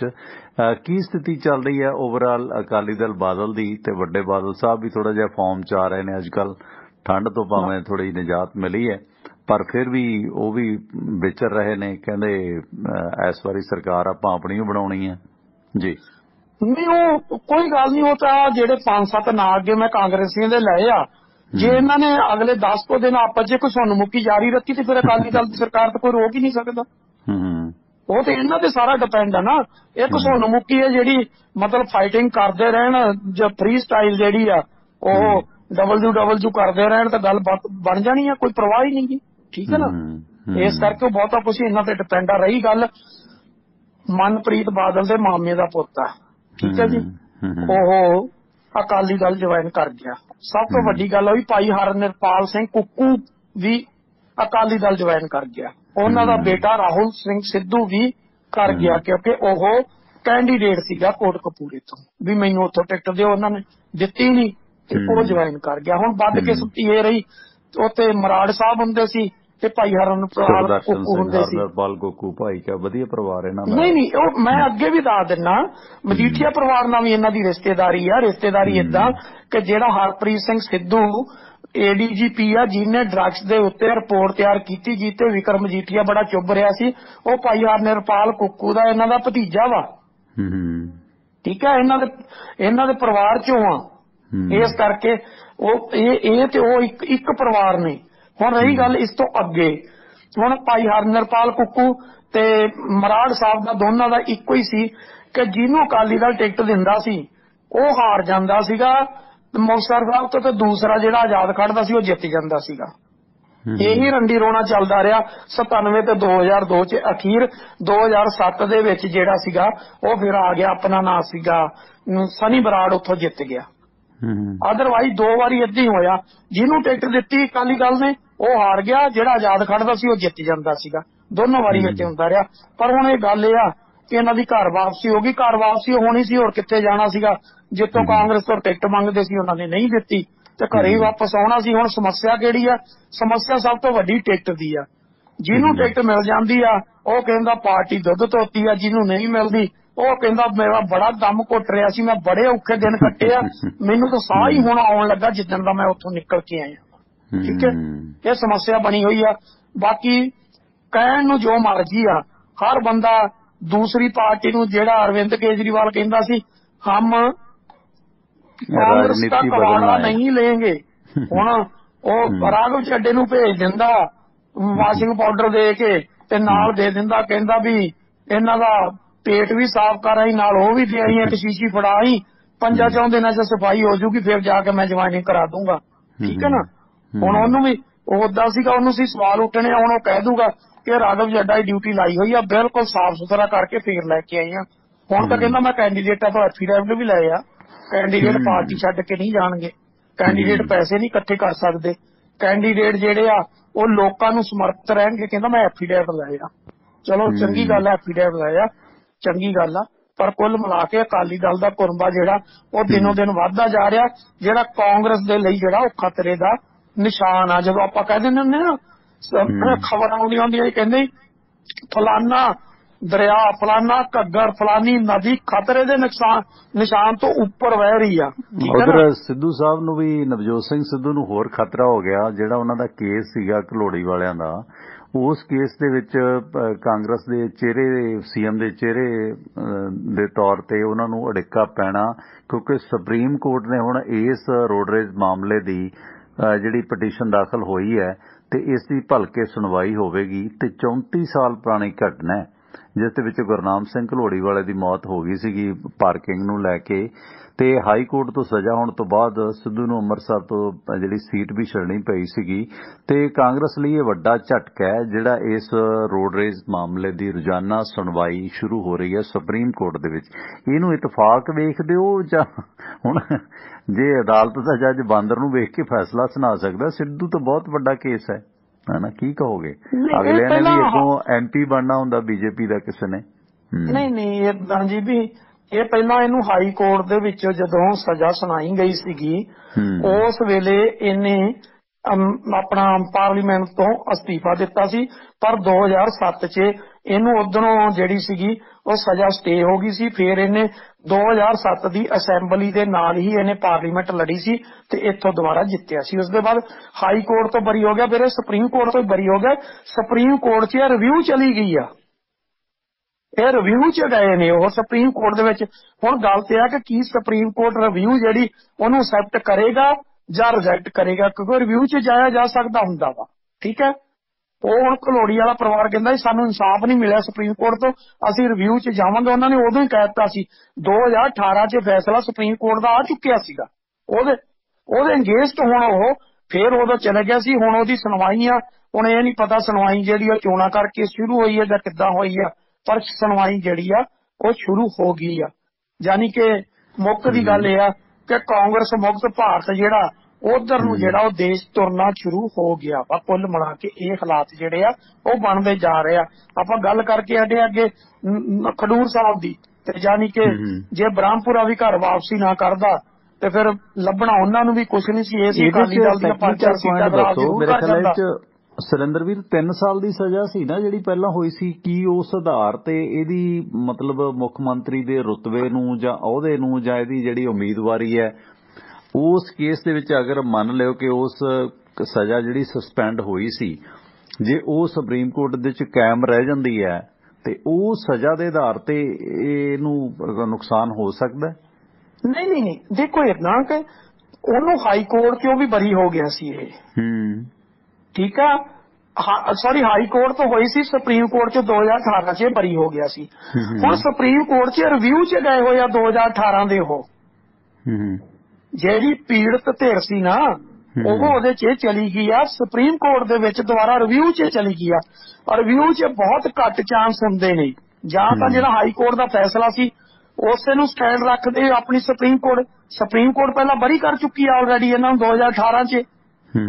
ਜੇ 2018 ਚ ਬਰੀ ਕੀਤਾ ਤੇ 2022 ਦੇ ਵਿੱਚ ਹੁਣ ਉਹਦੇ ਚ ਸਜ਼ਾ ਕਿੱਦਾਂ ਸੁਣਾਈ ਜਾਏਗੀ? ਹੁਣ ਸਵਾਲ ਤੇ ਵੱਡਾ ਖੜਾ ਹੁੰਦਾ ਨਾ। ਨਹੀਂ, ਸੁਣਵਾਈ ਦੁਬਾਰਾ ਜੇ ਉਹ ਰਿਵਿਊ ਚ ਯੈਸ ਕਰ ਦਿੰਦੇ ਨੇ ਵੀ ਕੇਸ ਮੁੜ, ਹਾਂ, ਪਰ ਉਹਦੇ ਚ ਇਹ ਵੀ 2018 ਚ ਸੁਪਰੀਮ ਕੋਰਟ ਆਪਣੇ ਫੈਸਲੇ ਨੂੰ ਰਿਜੈਕਟ ਕਰਕੇ ਦੁਬਾਰਾ ਹਾਂ, ਗੱਲ ਤਾਂ ਉਹੀ ਹੈ ਨਾ। 2018 ਵਾਲੇ ਫੈਸਲੇ ਦੇ ਰਿਵਿਊ ਚ ਗਏ ਨੇ। ਉਹ ਰਿਵਿਊ ਦੀ ਸੁਣਵਾਈ ਵੀ ਹੋ ਸਕਦੀ ਆ ਤੇ ਰਿਵਿਊ ਜਿਹੜਾ ਉਹਨੂੰ ਰਿਜੈਕਟ ਵੀ ਕੀਤਾ ਜਾ ਸਕਦਾ ਕਿ ਨਹੀਂ ਜੋ ਪਿਛਲਾ ਫੈਸਲਾ ਸੀ ਉਹੀ ਬਰਕਰਾਰ ਰਹੇਗਾ। ਚਾਂਸ ਤਾਂ ਵੈਸੇ ਉਹੀ ਨੇ, ਪਰ ਇਹ ਆ ਵੀ ਜੇ ਫਸਾਉਣਾ ਹੀ ਅਗਲੇ ਨੂੰ ਫੇਰ ਭਾਵੇਂ ਰਿਵਿਊ ਸੁਣਵਾਈ ਮੁੜ ਕੇ ਸ਼ੁਰੂ ਕਰ ਲੈਣ ਫੈਸਲੇ ਦਾ। ਬੜਾ ਕੁਛ ਹੁੰਦਾ, ਉਹ ਤਾਂ ਬੜਾ ਕੁਛ ਹੁੰਦਾ ਵਾ। ਉਹ ਤਾਂ ਕਿਹੜੀ ਗੱਲ ਆ, ਉਹ ਨਾ ਪੰਚਾਇਤ ਇਕੱਠੀ ਹੋ ਗਈ ਸੀਗੀ, ਮੀਆਂ ਬੀਬੀ ਦਾ, ਦੋਹਾਂ ਦਾ, ਘਰ ਵਾਲੇ ਦਾ, ਪਤੀ ਪਤਨੀ ਦਾ ਝਗੜਾ ਸੀਗਾ। ਉਹ ਇਕੱਠੇ ਹੋ ਗਏ, ਵਿਚਾਰਾ ਬੰਦਾ ਜੋ ਕਹੀ ਜਾਂਦੀ ਸੀ ਮੰਨੀ ਜਾਂਦਾ। ਪੰਚਾਇਤ ਵੀ ਉਹਨੂੰ ਕਵੇ ਮੰਨ ਲਾ ਯਾਰ, ਘਰ ਵਾਸਦਾ ਰਹਿ ਜੂ। ਅਖੀਰ ਤੇ ਜਦੋਂ ਸਾਰਾ ਕੁਝ ਮੰਨ ਗਿਆ, ਅਖੀਰ ਤੇ ਕਹਿੰਦੇ ਵੀ ਹੁਣ ਦੱਸ ਬੀਬਾ ਹੁਣ ਠੀਕ ਆ? ਕਹਿੰਦੀ ਨਹੀਂ ਜੀ ਮੈਂ ਨਹੀਂ ਇਹਦੇ ਰਹਿਣਾ। ਕਹਿੰਦੇ ਹੁਣ ਕੀ ਪ੍ਰੋਬਲਮ? ਕਹਿੰਦੀ ਜੀ ਜਦੋਂ ਇਹ ਨਾ ਗੱਲਾਂ ਕਰਦਾ ਇਹਦੀ ਦਾੜੀ ਹਿਲਦੀ ਆ। ਉਹ ਕਹਿੰਦੇ ਭਾਈ ਹੁਣ ਜਦੋਂ ਮੂੰਹ ਹਿੱਲੂਗਾ ਤਾਂ ਦਾੜੀ ਤੇ ਨਾਲ ਹਿੱਲਣੀ ਹੈ, ਠੀਕ ਹੈ ਨਾ। ਉਦੋਂ ਨੇ ਫਾਨਾ ਫਸਾਉਣਾ ਹੀ, ਫਾਨਾ ਫਸਾਤਾ। ਹੁਣ ਇੱਥੇ ਵੀ ਹੋ ਸਕਦਾ ਕਿ ਜਦੋਂ ਇਦਾਂ ਦੇ ਹਾਲਾਤ ਬਣੇ ਫਾਨਾ ਫਸਾ ਦੇਣ ਕਿ ਪਿਛਲਾ ਜੱਜ ਜਿਹੜਾ ਸੀ ਉਹ ਗਲਤ ਲੈ ਗਿਆ ਫੈਸਲਾ, ਉਹਨੇ ਪੂਰੇ ਕੇਸ ਨੂੰ ਪੜ੍ਹਿਆ ਨਹੀਂ, ਜਿਹੜਾ ਕੁਛ ਪੜ੍ਹਨਾ ਚਾਹੀਦਾ ਸੀ ਉਹਨੇ ਨਹੀਂ ਪੜ੍ਹਿਆ, ਇਸ ਕਰਕੇ ਬਰੀ ਕਰ ਗਿਆ। ਇਹਦੀ ਸਜ਼ਾ ਜਿਹੜੀ ਬਣਦੀ ਆ। ਹੋ ਸਕਦਾ ਇਦਾਂ ਦਾ ਕਹਿ ਵੀ ਜਾਣ। ਹੋਰ ਕੀ ਅਪਡੇਟ ਹੈ ਉਧਰ? ਭਗਵੰਤ ਮਾਨ ਕਹਿੰਦਾ ਅਸੀਂ ਤਾਂ ਪੰਜਾਬ ਦੀ ਭਲਾਈ ਲਈ ਲੜ ਰਹੇ ਹਾਂ, ਬਾਕੀ ਕਹਿੰਦਾ ਸਾਨੂੰ ਕੋਈ ਨਹੀਂ, ਅਸੀਂ ਤਾਂ ਸਿਰਫ ਪੰਜਾਬ ਬਚਾਉਣ ਲਈ ਆਏ ਹਾਂ। ਕੀ ਲੱਗਦਾ ਪੰਜਾਬ ਬਣੋ? ਹਰ ਕੋਈ ਕਹਿੰਦਾ ਨਹੀਂ ਪੰਜਾਬ। ਗੱਲ ਇਹ ਆ, ਆਮ ਆਦਮੀ ਪਾਰਟੀ ਭਗਵੰਤ ਮਾਨ ਨੂੰ ਟੋਟ ਕੇ ਬਥੇਰੇ ਆਉਂਦੇ ਆ। ਜੇ ਬ੍ਰਹਮਪੁਰੇ ਵਾਲੀ ਸੀਟ ਸੇਫ ਆ, ਠੀਕ ਆ, ਆਪਾਂ ਕਹਿ ਦਿੱਤੀ ਤੇ ਉਧਰ ਆਪਾਂ ਨਾਲ ਦੀ ਨਾਲ ਜਾਂਦੇ ਮਜੀਠਾ ਲਈ ਚੱਲੀਏ, ਕਿਉਂਕਿ ਮਾਝੇ ਵੱਲੋਂ ਤੁਰਦੇ ਆਪਾਂ ਫਿਰ ਸਾਰਾ ਮਾਲਵਾ ਵੀ ਗਾਹ ਲਾਂਗੇ ਬਾਅਦ ਚ। ਤਾਂ ਮਾਝੇ ਦੇ ਵਿੱਚੋਂ ਦੂਜੀ ਸੀਟ ਜਿਹੜੀ ਵਨ ਸਾਈਡਡ ਆ, ਜਿੱਥੋਂ ਹੁਣ ਵਿਕਰਮ ਮਜੀਠੀਏ ਦੇ ਘਰ ਵਾਲੀ ਜਿਹੜੀ ਉਹਨੇ ਅੱਜ ਚੋਣ ਪ੍ਰਚਾਰ ਆਰੰਭ ਕਰ ਦਿੱਤਾ ਤੇ ਨਾਲ ਇਹ ਕਹਿਤਾ, ਸਟੇਟਮੈਂਟ ਪਤੀ ਪਤਨੀ ਨੇ ਸੋਚ ਕੇ ਦਿੱਤੀ ਆ। ਕਹਿੰਦੀ ਦੇਖੋ ਮੈਨੂੰ ਤਾਂ ਉਮੀਦ ਹੀ ਨਹੀਂ ਸੀਗੀ, ਮੈਨੂੰ ਜੋ ਦੱਸਿਆ ਗਿਆ ਤਾਂ ਮੈਂ ਤਾਂ ਸੋਚਿਆ ਮੇਰੇ ਘਰ ਵਾਲਾ ਮਜ਼ਾਕ ਕਰਦਾ। ਕਹਿੰਦੀ ਪਰ ਹੁਣ ਮੇਰਾ ਛੋਟਾ ਬੇਟਾ ਮੇਰੇ ਨਾਲ ਨਾਰਾਜ਼ ਹੋ ਗਿਆ ਕਿ ਤੂੰ ਚੋਣ ਕਿਉਂ ਲੜਨ ਚੱਲੀ ਆ। ਉਧਰ ਵਿਕਰਮ ਮਜੀਠੀਆ ਨੇ ਵੀ ਅੰਮ੍ਰਿਤਸਰ ਠਾ ਦੇ ਕੇ ਬਿਆਨ ਦਾਗਤਾ। ਕਹਿੰਦਾ ਅਸੀਂ ਇੱਕ ਵਾਰੀ ਦੋਨੋਂ ਪਤੀ ਪਤਨੀ ਨਾ ਵਿਧਾਨ ਸਭਾ ਚ ਪਹੁੰਚੀਏ, ਬੇਟੇ ਨੂੰ ਅਸੀਂ ਬਾਅਦ ਚ ਮਨਾ ਲਾਂਗੇ। ਕਹਿੰਦਾ ਕੋਈ ਗੱਲ ਨਹੀਂ, ਉਹਨੂੰ ਬਾਅਦ ਚ ਮਨਾਵਾਂਗੇ, ਸਾਡੇ ਨਾਲ ਨਾਰਾਜ਼ ਕਹਿੰਦਾ ਉਹ ਹੋ ਗਿਆ ਵਾ, ਠੀਕ ਹੈ ਨਾ, ਵੀ ਓਨੀ ਦੇਰ ਨਹੀਂ ਮਨਾਉਣਾ, ਇੱਕ ਵਾਰੀ ਅਸੀਂ ਵਿਧਾਨ ਸਭਾ ਚ ਪਹੁੰਚੀਏ। ਮਤਲਬ ਹੁਣ ਗੱਲ ਤੇ ਆ ਕਿ ਸਭ ਨੂੰ ਪਤਾ ਮਜੀਠਾ ਵਨ ਸਾਈਡਡ ਆ, ਮਜੀਠੇ ਚ ਕੋਈ ਰੌਲਾ ਨਹੀਂ, ਕੋਈ ਰੱਪਾ ਨਹੀਂ, ਵੋਟਾਂ ਇਹਨਾਂ ਨੂੰ ਪੈਣੀਆਂ ਨੇ। ਉਹ ਬੀਬੀ ਨੇ ਪਿੰਡੋਂ ਪਿੰਡੀ ਘੁੰਮਣਾ ਵਾ, ਨਾਲ ਉਹਦੇ ਟੀਮ ਆ ਪੂਰੀ, ਜਿੱਦਾਂ ਦੀ ਜੈਡ ਸਿਕਿਉਰਿਟੀ ਵਿਕਰਮ ਮਜੀਠੀਏ ਕੋਲ ਆ, ਜੈਡ ਪਲੱਸ ਸੁਖਵੀਰ ਬਾਦਲ ਕੋਲੇ ਆ, ਜੈਡ ਪਲੱਸ ਹੀ ਜਿਹੜੀ ਆ ਉਹ ਪ੍ਰਕਾਸ਼ ਸਿੰਘ ਬਾਦਲ ਕੋਲੇ ਆ, ਤੇ ਜੈਡ ਸਿਕਿਉਰਿਟੀ ਜਿਹੜੀ ਉਹ ਹਰਸਿਮਰਤ ਕੋਲੇ ਆ। ਹੁਣ ਉਦਾਂ ਦੀ ਸਿਕਿਉਰਿਟੀ ਜਿਹੜੀ ਅੱਜ ਵਿਕਰਮ ਮਜੀਠੀਏ ਦੇ ਘਰ ਵਾਲੀ ਕੋਲੇ ਵੀ ਲੱਗੀ ਹੋਈ ਸੀ, ਪਤਾ ਨਹੀਂ ਅਜੇ ਲਈ ਆ ਜਾਂ ਵਿਕਰਮ ਮਜੀਠੀਏ ਵਾਲੇ ਚ ਅੱਧੀ ਤੋਰਤੀ ਆ ਕਿ ਬੀਬੀ ਨੂੰ ਭਾਈ ਚੋਣ ਲੜਾ ਕੇ ਆਓ। ਹੁਣ ਸਮਝ ਨਹੀਂ ਆਈ ਕਿ ਉਹ ਅੱਧੀ ਜਿਹੜੀ ਆ ਉਹ ਕਿਹੜੇ ਹਿਸਾਬ ਨਾਲ ਤੋਰੀ ਹੋਈ ਆ। ਪਰ ਉਹ ਸੀਗੀ ਕਿ ਸੈਂਟਰ ਗਵਰਨਮੈਂਟ ਦੀ ਸਿਕਿਉਰਿਟੀ ਸੀ ਅੱਜ ਉਹਦੇ ਨਾਲ, ਜਿਹੜੀ ਵਿਕਰਮ ਮਜੀਠੀਆ ਨਾਲ ਲੱਗੀ ਹੋਈ ਆ ਉਹੀ ਅੱਜ ਜਿਹੜੀ ਸੀਗੀ ਉਹ ਉਹਨਾਂ ਨਾਲ ਲੱਗੀ ਹੋਈ ਸੀ। ਪਰ ਕੁੱਲ ਮਿਲਾ ਕੇ ਆ ਕਿ ਮਜੀਠਾ ਸੀਟ ਜਿਹੜੀ ਆ ਉਹ ਵਨ ਸਾਈਡਡ ਆ, ਜਿਹਦੇ ਚ ਕੋਈ ਰੌਲਾ ਨਹੀਂ। ਯਾਨੀ ਕਿ ਜੇ ਹੁਣ ਆਪਾਂ ਗਿਣਤੀ ਕਰਨੀ ਸ਼ੁਰੂ ਕਰੀਏ ਤੇ ਹੁਣ ਤੱਕ ਦੇ ਸਕੋਰ ਦੇ ਵਿੱਚ 2 ਸੀਟਾਂ ਤਾਂ ਅਕਾਲੀ ਦਲ ਨੂੰ ਜਿਹੜੀਆਂ ਉਹਨਾਂ ਦੀਆਂ ਸੇਫ ਹੋ ਗਈਆਂ, ਮਾਝੇ ਚੋਂ ਖਾਸ ਕਰਕੇ, ਜਿਹਦੇ ਚ ਇੱਕ ਜਿਹੜੀ ਆ ਉਹ ਮਜੀਠਾ ਤੇ ਦੂਜੀ ਜਿਹੜੀ ਆ ਉਹ ਆਪਣੀ ਖਡੂਰ ਸਾਹਿਬ ਆ। 2 ਸੀਟਾਂ ਅਕਾਲੀ ਦਲ ਦੀ ਫੇਵਰ 'ਚ ਜਾਂਦੀਆਂ ਦਿਖਾਈ ਦਿੰਦੀਆਂ ਨੇ ਤੇ ਜਿਹੜੀਆਂ ਵਨ ਸਾਈਡਡ ਨੇ। ਕਾਂਗਰਸ ਦਾ ਲੇਖਾ ਜੋਖਾ ਕੱਲ ਨੂੰ ਕਰਾਂਗੇ ਕਿ ਉਹਨਾਂ ਦੀਆਂ ਮਾਝੇ 'ਚ ਕਿਹੜੀਆਂ ਤੇ ਕਿੱਥੇ ਕਿੱਥੇ ਆ। ਪਰ ਅਗਲੀ ਸੀਟ ਜਿਹੜੀ ਇਹਨਾਂ ਕੋਲ ਸੇਫ ਪਈ ਆ ਉਹ ਇਹਨਾਂ ਕੋਲ ਪਈ ਆ ਜਲਾਲਾਬਾਦ, ਠੀਕ ਹੈ ਜੀ। ਤੇ ਜਲਾਲਾਬਾਦ ਵੀ ਵਨ ਸਾਈਡਡ ਆ। ਉਹਦੇ ਬਾਅਦ ਜਿਹੜੀ ਲੰਬੀ ਵਾਲੀ ਆ ਉਹ ਵੀ ਵਨ ਸਾਈਡਡ ਆ। ਕਹਿਣ ਨੂੰ ਭਾਵੇਂ ਉੱਤੇ 20 ਕੈਂਡੀਡੇਟ ਖੜੇ ਹੋ ਜਾਣ, ਭਾਵੇਂ 30 ਹੋ ਜਾਣ, ਪਰ ਉਹਨਾਂ ਦਾ ਜਨ ਆਧਾਰ ਆ, ਉਹਨਾਂ ਨੇ ਆਪਣਾ ਸਰਕਲ ਬਣਾਇਆ ਹੋਇਆ, ਜਿਹੜੇ ਤਰੀਕੇ ਮਰਜ਼ੀ ਜਿੱਤਣ ਉਹਨਾਂ ਨੇ ਸੀਟ ਜਿੱਤਣੀ ਆ। ਕੁੱਲ ਮਿਲਾ ਕੇ ਇਹ 4 ਸੀਟਾਂ ਜਿਹੜੀਆਂ ਇਹਨਾਂ ਦੀਆਂ ਵਨ ਸਾਈਡਡ ਇੱਥੇ ਪਈਆਂ ਨੇ। 2 ਮਾਲਵੇ ਦੇ ਉਸ ਕੋਨੇ 'ਚ ਪਈਆਂ ਨੇ ਤੇ 2 ਜਿਹੜੀਆਂ ਨੇ ਉਹ ਮਾਝੇ ਦੇ ਇਸ ਕੋਨੇ 'ਚ ਇਹਨਾਂ ਦੀਆਂ ਪਈਆਂ ਨੇ ਜਿਹੜੀਆਂ ਸੇਫ ਨੇ। ਤੇ ਹੁਣ ਜਾਂਦੇ ਜਾਂਦੇ ਭਗਵੰਤ ਮਾਨ ਦੀ ਵੀ ਗੱਲ ਕਰ ਚੱਲੀਏ। ਦੇਖੋ ਬਿਲਕੁਲ ਪੰਜਾਬ ਦੇ ਲਈ ਕੋਈ ਨਹੀਂ ਲੜ ਰਿਹਾ, ਠੀਕ ਆ, ਨਾ ਸਟੇਟ ਬਚਾਉਣ ਲਈ ਲੜ ਰਿਹਾ, ਸਾਰੇ ਪੰਜਾਬ ਦਾ ਨਾਂ ਲੈਂਦੇ ਪਰ ਪੇਟ ਲਈ ਲੜ ਰਹੇ ਨੇ ਸਾਰੇ ਦੇ ਸਾਰੇ, ਠੀਕ ਹੈ। ਸਾਰਿਆਂ ਨੂੰ ਆਪੋ ਆਪਣੇ ਪੇਟ ਦੀ ਪਈ ਹੋਈ ਆ, ਕਿਉਂਕਿ ਉਹਨਾਂ ਨੇ ਜਿਹੜੇ ਪਹਿਲੇ ਆ ਉਹਨਾਂ ਦੇ ਢਿੱਡ ਦੇ ਵਿੱਚ ਜਿਹੜਾ ਐਕਸਾਈਜ਼ ਪਈ ਦੇਖੀ ਆ, ਉਹਨਾਂ ਦੇ ਢਿੱਡ ਦੇ ਵਿੱਚ ਉਹਨਾਂ ਨੇ ਰੇਤਾ ਤੇ ਬਜਰੀ ਪਈ ਦੇਖੀ ਹੋਈ ਆ, ਠੀਕ ਹੈ। ਉਹਨਾਂ ਦੇ ਢਿੱਡ ਦੇ ਵਿੱਚ ਉਹਨਾਂ ਨੇ ਨਜਾਇਜ਼ ਸ਼ਰਾਬ ਦੀਆਂ ਫੈਕਟਰੀਆਂ ਪਈਆਂ ਹੋਈਆਂ ਦੇਖੀਆਂ ਨੇ ਤੇ ਉਹਨਾਂ ਨੂੰ ਪਤਾ ਕਿ ਜਿੱਦਣ MLA ਬਣ ਗਿਆ ਤੇ ਸਰਕਾਰ ਆ ਗਈ, ਜੇ ਆਪੋਜੀਸ਼ਨ 'ਚ ਆ ਹੋਇਆ ਤੇ 100 ਕਰੋੜ 5 ਸਾਲਾਂ 'ਚ ਇਕੱਠਾ ਹੋ ਜਾਊਗਾ, ਤੇ ਜੇ ਸਰਕਾਰ 'ਚ ਆ ਗਿਆ ਤੇ ਫਿਰ 500 ਕਰੋੜ ਤਾਂ ਪੱਕਾ ਪਿਆ ਹੀ ਹੈ ਇੱਕ MLA ਦੇ, ਤੇ ਜੇ ਮੰਤਰੀ ਦਾ ਦਾਲ ਲੱਗ ਗਿਆ ਤੇ ਫਿਰ ਅਗਲੀਆਂ 5 ਪੀੜ੍ਹੀਆਂ ਦੇ ਇਕੱਠੇ ਹੋ ਜਾਣਗੇ। ਖਬਰ ਚੰਨੀਆਂ ਨੂੰ ਕਦੋਂ ਮੁੱਖ ਮੰਤਰੀ ਬਣ ਜੇ ਅਗਲਾ ਕੋਈ ਪਤਾ ਲੱਗਦਾ ਨਹੀਂ। ਉਹ ਕੁਦਰਤੀ ਮੈਂ ਤਾਂ ਕਹਿਤਾ ਹੁਣ ਉਹ ਪੰਜਾਬ ਦਾ ਜੋ ਮਰਜ਼ੀ ਵਾਸਤਾ ਦੇਈ ਜਾਵੇ, ਬੇਸਿਕਲੀ ਉਹ ਪੇਟ ਲਈ ਲੜ ਰਹੇ ਆ, ਪਰ ਉਹਦੀ ਸੀਟ ਜਿਹੜੀ ਆ ਉਹਨੂੰ ਸੇਫ ਸਮਝ ਕੇ ਚੱਲੋ, ਸੀਟ ਉਹਨੇ ਲੈ ਜਾਣੀ ਆ। ਹਾਂ ਉਹ ਤੇ ਇਹ ਜ਼ਰੂਰ ਆ ਕਿ ਦੂਸਰਾ ਗੋਲਡੀ ਜਿਹੜਾ ਉਹ ਵਿਚਾਰਾ ਭਾਵੇਂ ਨੰਗੇ ਪੈਰੀ ਭੱਜੇ, ਜਿੱਥੇ ਮਰਜ਼ੀ ਭੱਜੇ, ਸੀਟ ਉਹਦੇ ਤੋਂ ਨਹੀਂ ਬਚਣੀ। ਸੀਟ ਜਿਹੜੀ ਆ ਉਹ ਭਗਵੰਤ ਮਾਨ ਨੇ ਧੂਰੀ ਜਿਹੜੀ ਆ ਉਹ ਕੱਢ ਜਾਣੀ ਆ, ਸੀਟ ਨਹੀਂ ਗੀ ਬਚਣੀ ਆ, ਠੀਕ ਆ। ਕੁੱਲ ਮਿਲਾ ਕੇ ਆ ਕਿ ਜਿਹਨੇ ਨੋਟ ਕਰਨੀਆਂ ਭਾਈ ਨੋਟ ਕਰੀ ਜਾਏ। ਹੁਣ ਤੱਕ 4 ਅਕਾਲੀ ਦਲ ਨੂੰ ਚਲ ਗਈਆਂ, ਇੱਕ ਆਪ ਨੂੰ ਚਲ ਗਈ ਆ, ਕਾਂਗਰਸ ਦਾ ਲੇਖਾ ਜੋਖਾ ਬਾਅਦ ਚ ਕਰਾਂਗੇ। ਹੁਣ ਚੱਲ ਲਈਏ ਮਾਲਵੇ ਦੇ ਅਗਲੇ ਬੰਨੇ ਨੂੰ ਆ ਕੇ ਸਾਹਨੇਵਾਲ ਸੀਟ ਆ, ਜਿੱਥੇ ਕਾਂਗਰਸ ਆਪ ਤੇ ਅਕਾਲੀ ਦਲ ਤਿੰਨਾਂ ਚ ਟੱਕਰ ਆ, ਪਰ ਸੀਟ ਉਹ ਅਕਾਲੀ ਦਲ ਦੀ ਪਈ ਆ, ਸੀਟ ਨਹੀਂ ਖੋਈ ਜਾਣੀ, ਠੀਕ ਆ। ਸ਼ਰਨਜੀਤ ਸਿੰਘ ਢਿੱਲੋਂ ਦੀ ਸੀਟ ਕਨਫਰਮ ਆ, ਜਿੱਥੇ ਮਰਜ਼ੀ ਭੱਜ ਲੈਣ, ਜੋ ਮਰਜ਼ੀ ਕਰਨ, ਸੀਟ ਸ਼ਰਨਜੀਤ ਢਿੱਲੋਂ ਤੋਂ ਨਹੀਂ ਖੋਈ ਜਾ ਰਹੀ। ਉਹ ਇਸ ਵਕਤ ਦੀ ਸਥਿਤੀ ਇਹ ਬਣੀ ਹੋਈ ਆ। ਤੇ ਜਿਹੜੀ ਇੱਕ ਸੀਟ ਹੋਰ ਸੇਫ ਪਈ ਆ ਅਕਾਲੀ ਦਲ ਦੀ, ਉਹ ਪਈ ਆ ਡੇਰਾ ਬਸੀ। ਡੇਰਾ ਬਸੀ ਵਨ ਸਾਈਡਡ ਪਈ ਆ, ਡੇਰਾ ਬਸੀ ਵੀ ਅਕਾਲੀ ਦਲ ਤੋਂ ਨਹੀਂ ਖੋਈ ਜਾਣੀ। ਇਸ ਕਰਕੇ ਕੁੱਲ ਮਿਲਾ ਕੇ ਇਹ 6 ਸੀਟਾਂ ਜਿਹੜੀਆਂ ਅਕਾਲੀ ਦਲ ਦੀਆਂ ਗਿਣੀਆਂ ਨੇ, 6ਵੇਂ ਦੀਆਂ 6ਵੇਂ ਇੱਕ ਬੰਨੇ ਪਈਆਂ ਨੇ। ਇਹਦੇ ਬਾਅਦ ਆ ਜਾਓ ਜਿਹੜੀਆਂ ਕਾਂਗਰਸ ਕੋਲੇ ਪਈਆਂ ਨੇ, ਕਾਂਗਰਸ ਦੇ ਕੋਲੇ ਰਾਜਪੁਰਾ ਪਈ ਆ, ਉਹ ਨਹੀਂ ਖੋਈ ਜਾਣੀ ਜੋ ਮਰਜ਼ੀ ਹੋ ਜਾਏ, ਠੀਕ ਆ। ਹਾਂ ਇੰਨਾ ਜ਼ਰੂਰ ਆ, ਬਾਕੀ ਜੇ ਸਨੌਰ ਆ ਤੇ ਘਨੌਰ ਆ, ਉੱਥੇ ਕਾਂਗਰਸ ਟਫ ਫਾਈਟ ਦੇ ਵਿੱਚ ਜ਼ਰੂਰ ਆ, ਜਾਂ ਕਾਂਗਰਸ ਜਿਹੜੀ ਆ ਉਹ ਸੇਫ ਦੇਖ ਰਹੀ ਆ, ਜਿਹੜਾ ਪਟਿਆਲਾ ਦਿਹਾਤੀ ਹਲਕਾ ਉਹਦੇ 'ਚ ਦੇਖ ਰਹੀ ਆ। ਪਰ ਜਿਹੜੀ ਵਨ ਸਾਈਡਡ ਸੀਟ ਪਈ ਆ ਉਹ ਕੇਵਲ ਤੇ ਕੇਵਲ ਉਹਨਾਂ ਕੋਲ ਰਾਜਪੁਰਾ ਪਈ ਆ, ਜਿੱਥੇ ਆਮ ਆਦਮੀ ਪਾਰਟੀ ਦੂਜੇ ਨੰਬਰ ਤੇ ਪਈ ਆ ਤੇ ਉੱਥੇ ਅਕਾਲੀ ਦਲ ਨੰਬਰ 4 ਦੇ ਉੱਤੇ ਬੈਠਾ ਇਸ ਵਕਤ। ਇਹ ਹਾਲਾਤ ਬਣੀ ਪਈ ਆ ਉੱਥੋਂ ਦੀ।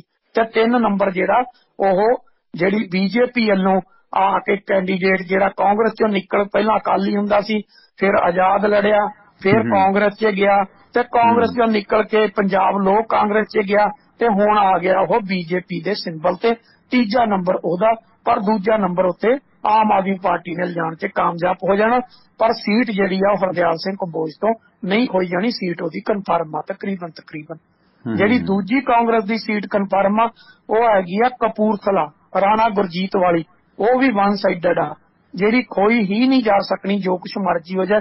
ਭਾਵੇਂ ਗੁਰਜੀਤ ਰਾਣਾ ਨਾਲ ਲੱਗਦੀਆਂ 5-4 ਸੀਟਾਂ ਜਿਹੜੀਆਂ ਉਹ ਖਰਾਬ ਕਰ ਜਾਵੇ, ਪਰ ਆਪ ਦੀ ਸੀਟ ਉਹਦੀ ਜਿਹੜੀ ਆ ਉੱਥੇ ਕੋਈ ਮੁਕਾਬਲਾ ਹੀ ਨਹੀਂ ਆ, ਵਨ ਸਾਈਡਡ ਆ, ਉਹ ਕੋਈ ਕਿਸੇ ਤੋਂ ਨਹੀਂ ਜਾਣੀ। ਗੁਰਜੀਤ ਰਾਣੇ ਦੀ ਜਿੱਤ ਜਿਹੜੀ ਉਹ ਨਿਸ਼ਚਿਤ ਆ।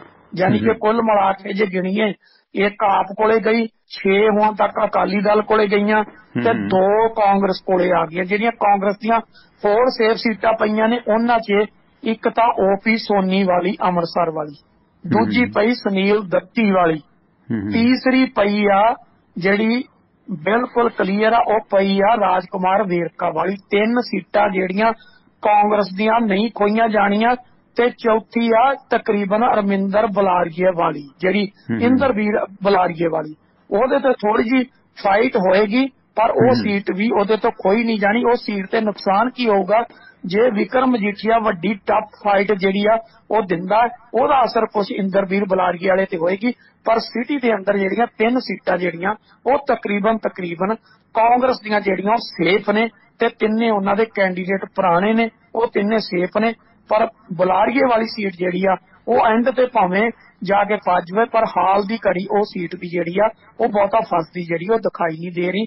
ਇਹ ਜਿਹੜੀਆਂ ਮੇਨ ਸੀਟਾਂ ਸੀ ਉਹਨਾਂ ਦੀ ਤਕਰੀਬਨ 3 ਪਾਰਟੀਆਂ ਦੀ ਜਿਹੜੀ ਆ ਇਹ ਕੰਡੀਸ਼ਨ। ਪਰ ਇਹਦੇ ਨਾਲ ਇੱਕ ਗੱਲ ਵੱਡੀ ਹੋਰ ਆ, ਉਹ ਇਹ ਆ ਕਿ ਆਮ ਆਦਮੀ ਪਾਰਟੀ ਦੇ ਜਿਹੜੇ ਪੁਰਾਣੇ 10 MLA ਇਹਨਾਂ ਕੋਲ ਰਹਿ ਗਏ ਸੀ, ਜਿਨ੍ਹਾਂ ਨੂੰ ਇਹਨਾਂ ਨੇ ਪਹਿਲੀ ਲਿਸਟ ਦਿੱਤੀ ਸੀ, ਉਹਨਾਂ ਚੋਂ ਅਜੇ ਤੱਕ ਇੱਕ ਵੀ ਕੈਂਡੀਡੇਟ ਸੇਫ ਨਹੀਂ ਹੈ ਜਿਹਦਾ ਕਲੀਅਰ ਕੀਤਾ ਜਾ ਸਕੇ ਕਿ ਉਹ ਆਪਣੀ ਸੀਟ ਜਿੱਤ ਰਿਹਾ, ਇੱਕ ਵੀ ਕੈਂਡੀਡੇਟ। ਤੇ ਅਕਾਲੀ ਦਲ ਦੀਆਂ 2 ਸੀਟਾਂ ਜਿਹੜੀਆਂ ਹੋਰ 2 ਦੀਆਂ ਵੀ 3 ਕਨਫਰਮ ਹੋ ਰਹੀਆਂ ਨੇ, ਉਹਨਾਂ 'ਚ ਇੱਕ ਤਾਂ ਮਨਪ੍ਰੀਤ ਇਆਲੀ ਵਾਲੀ ਜਿਹੜੀ ਵਨ ਸਾਈਡਡ ਹੋ ਚੁੱਕੀ ਆ, ਦਾਖਾ ਸੀਟ, ਠੀਕ ਹੈ। ਦੂਜੀ ਆ ਫਾਈਟ ਤਾਂ ਹੋ ਰਹੀ ਆ ਜਗਰਾਉਂ ਤੇ, ਪਰ ਜਗਰਾਉਂ 'ਚ ਆਮ ਆਦਮੀ ਪਾਰਟੀ ਨੂੰ ਸੀਟ ਨਹੀਂ ਮਿਲ ਰਹੀ। ਤੇ ਜਿੱਥੋਂ ਤੱਕ ਸਵਾਲ ਆ ਆਪਣੇ ਦਾ ਕਾਂਗਰਸ ਦਾ ਬਹੁਤਾ ਉੱਥੇ ਆਧਾਰ ਨਹੀਂ ਬਚਿਆ। ਜਿਹੜਾ ਰਾਏਕੋਟ ਤੋਂ ਜਾ ਕੇ ਖੜਾ ਕੀਤਾ ਸੀ ਉਹ ਕੋਈ ਬਹੁਤਾ ਦਮਖਮ ਨਹੀਂ ਦਿਖਾ ਰਿਹਾ, ਪਰ ਜਿਹੜਾ ਸਾਬਕਾ ADC ਸੀਗਾ ਸੰਤ ਰਾਮ ਕਲੇਰ, ਉਹ ਸੀਟ ਉਹਨਾਂ ਨੂੰ ਤਕਰੀਬਨ ਜਾਂਦੀ ਦਿਖਾਈ ਦੇ ਰਹੀ ਆ। ਬੀਬੀ ਮਾਣੂਕੇ ਦਾ ਉੱਥੇ ਬਹੁਤ ਵੱਡੇ ਲੈਵਲ ਤੇ ਜਿਹੜਾ ਵਿਰੋਧ ਹੁੰਦਾ ਤੁਰਿਆ ਜਾ ਰਿਹਾ ਵਾ। ਔਰ ਜਿਹੜੀ ਆਪਣੀ ਧਰਮਕੋਟ ਆ ਉਹ ਤਕਰੀਬਨ ਤੋਤਾ ਸਿੰਘ ਨੂੰ ਸੀਟ ਜਾ ਚੁੱਕੀ ਆ, ਔਰ ਉਹਦੇ ਤੋਂ ਵੀ ਕੋਈ ਜਿਹੜੀ ਆ ਉਹ ਨਹੀਂ ਜਾ ਸਕਦੀ। ਇਹ ਸੀਟਾਂ ਨੇ ਜਿਹੜੀਆਂ ਤਕੜੀਆਂ ਸੀ, ਜਿਹੜੀਆਂ ਦਾ ਲੇਖਾ ਜੋਖਾ ਕੀਤਾ ਜਾ ਸਕਦਾ ਸੀ। ਇਹ ਉਹ ਸੀਟਾਂ ਨੇ ਕਿ ਜਿਨ੍ਹਾਂ ਦਾ ਬਹੁਤਾ ਰੱਦੋ ਬਦਲ ਹੁਣ ਨਹੀਂ ਹੋਣਾ। ਜਿਸ ਪਾਸੇ ਨੂੰ ਹਵਾ ਵਹਿ ਚੁੱਕੀ ਆ, ਉੱਥੋਂ ਖੋਣੀਆਂ ਜਿਹੜੀਆਂ ਉਹ ਮੁਸ਼ਕਲ ਹੋਈਆਂ। ਇਹ 3 ਪਾਰਟੀਆਂ ਦੀ ਅੱਜ ਦੀ ਸਥਿਤੀ ਆ। ਤੇ ਜੇ ਬੀਜੇਪੀ ਦੀ ਗੱਲ ਕਰੀਏ, ਬੀਜੇਪੀ ਦੀ ਅਜੇ ਕਲੀਅਰ ਕੋਈ ਨਹੀਂ, ਪਰ ਬੀਜੇਪੀ ਦੇ ਨਾਲ ਸੰਬੰਧਤ ਪੰਜਾਬ ਜਿਹੜੀ ਲੋਕ ਕਾਂਗਰਸ ਆ ਉਹਦੀ ਪਟਿਆਲਾ ਸਿਟੀ ਕਲੀਅਰ ਆ। ਉਹ ਇੱਕ ਸੀਟ ਉਹਨਾਂ ਦੇ ਕੋਟੇ 'ਚ 3 ਧਿਰਾਂ ਤੇ ਲਿਖੀ ਜਾ ਸਕਦੀ, ਪਰ ਜਿਹੜੀ ਲਹਿਰਾ ਗਾਗਾ ਸੀਟ ਆ ਉਹ ਹਾਲ ਦੀ ਘੜੀ ਕਿਸੇ ਵੀ ਧਿਰ ਦੇ ਕੋਟੇ 'ਚ ਨਹੀਂ ਲਿਖੀ ਜਾ ਸਕਦੀ। ਉੱਥੇ ਕੌਣ ਦਾ ਮਾਰਦਾ, ਕਿਹਦਾ ਲੱਗਦਾ, ਕਿਹਦਾ ਨਹੀਂ ਲੱਗਦਾ, ਇਹ ਕਹਿਣਾ ਬੜਾ ਹੀ ਮੁਸ਼ਕਲ ਆ ਹਾਲ ਦੀ ਘੜੀ। ਰਾਜੇਵਾਲ ਸਾਹਿਬ ਦੀ ਵੇਵ ਪੱਕੀ ਹੈ, ਇਲੈਕਸ਼ਨ ਕਮਿਸ਼ਨ ਨੇ ਪੱਕੀ ਬਿਲਕੁਲ ਮੈਂ ਉਹਦੇ ਨਾਲ ਸਹਿਮਤ ਹਾਂ। ਅਗਲਾ ਮੁੱਖ ਮੰਤਰੀ ਪਤਾ ਕੀ ਆ, ਦੇਖੋ ਮਤਲਬ ਇਹ ਸੀਗਾ ਵੀ ਮੈਨੂੰ ਹੁਣ ਸਮਝ ਨਹੀਂ ਸੀ ਆਉਂਦੀ। ਮੈਂ ਉਹ ਜੇ ਗੱਲ ਕਵਾਂ ਫੇਰ ਕਹਿਣਗੇ ਵੀ ਇਹ ਗੱਲ ਅਣਬ ਤੇ ਕੱਬੀ ਕਰਦੇ ਆ। ਮਤਲਬ ਨਾ ਰਿਸ਼ਤਾ ਹੋਇਆ, ਨਾ ਕਿਸੇ ਨੇ ਤੁਹਾਨੂੰ ਰਿਸ਼ਤੇ ਦੀ ਹਾਂ ਭਰੀ, ਠੀਕ ਆ, ਨਾ ਕਿਤੇ ਕੀ ਕਹਿੰਦੇ ਹੁੰਦੇ ਆ ਵੀ ਮੰਗਣਾ ਹੋਇਆ ਤੇ ਨਾ ਵਿਆਹ ਹੋਇਆ।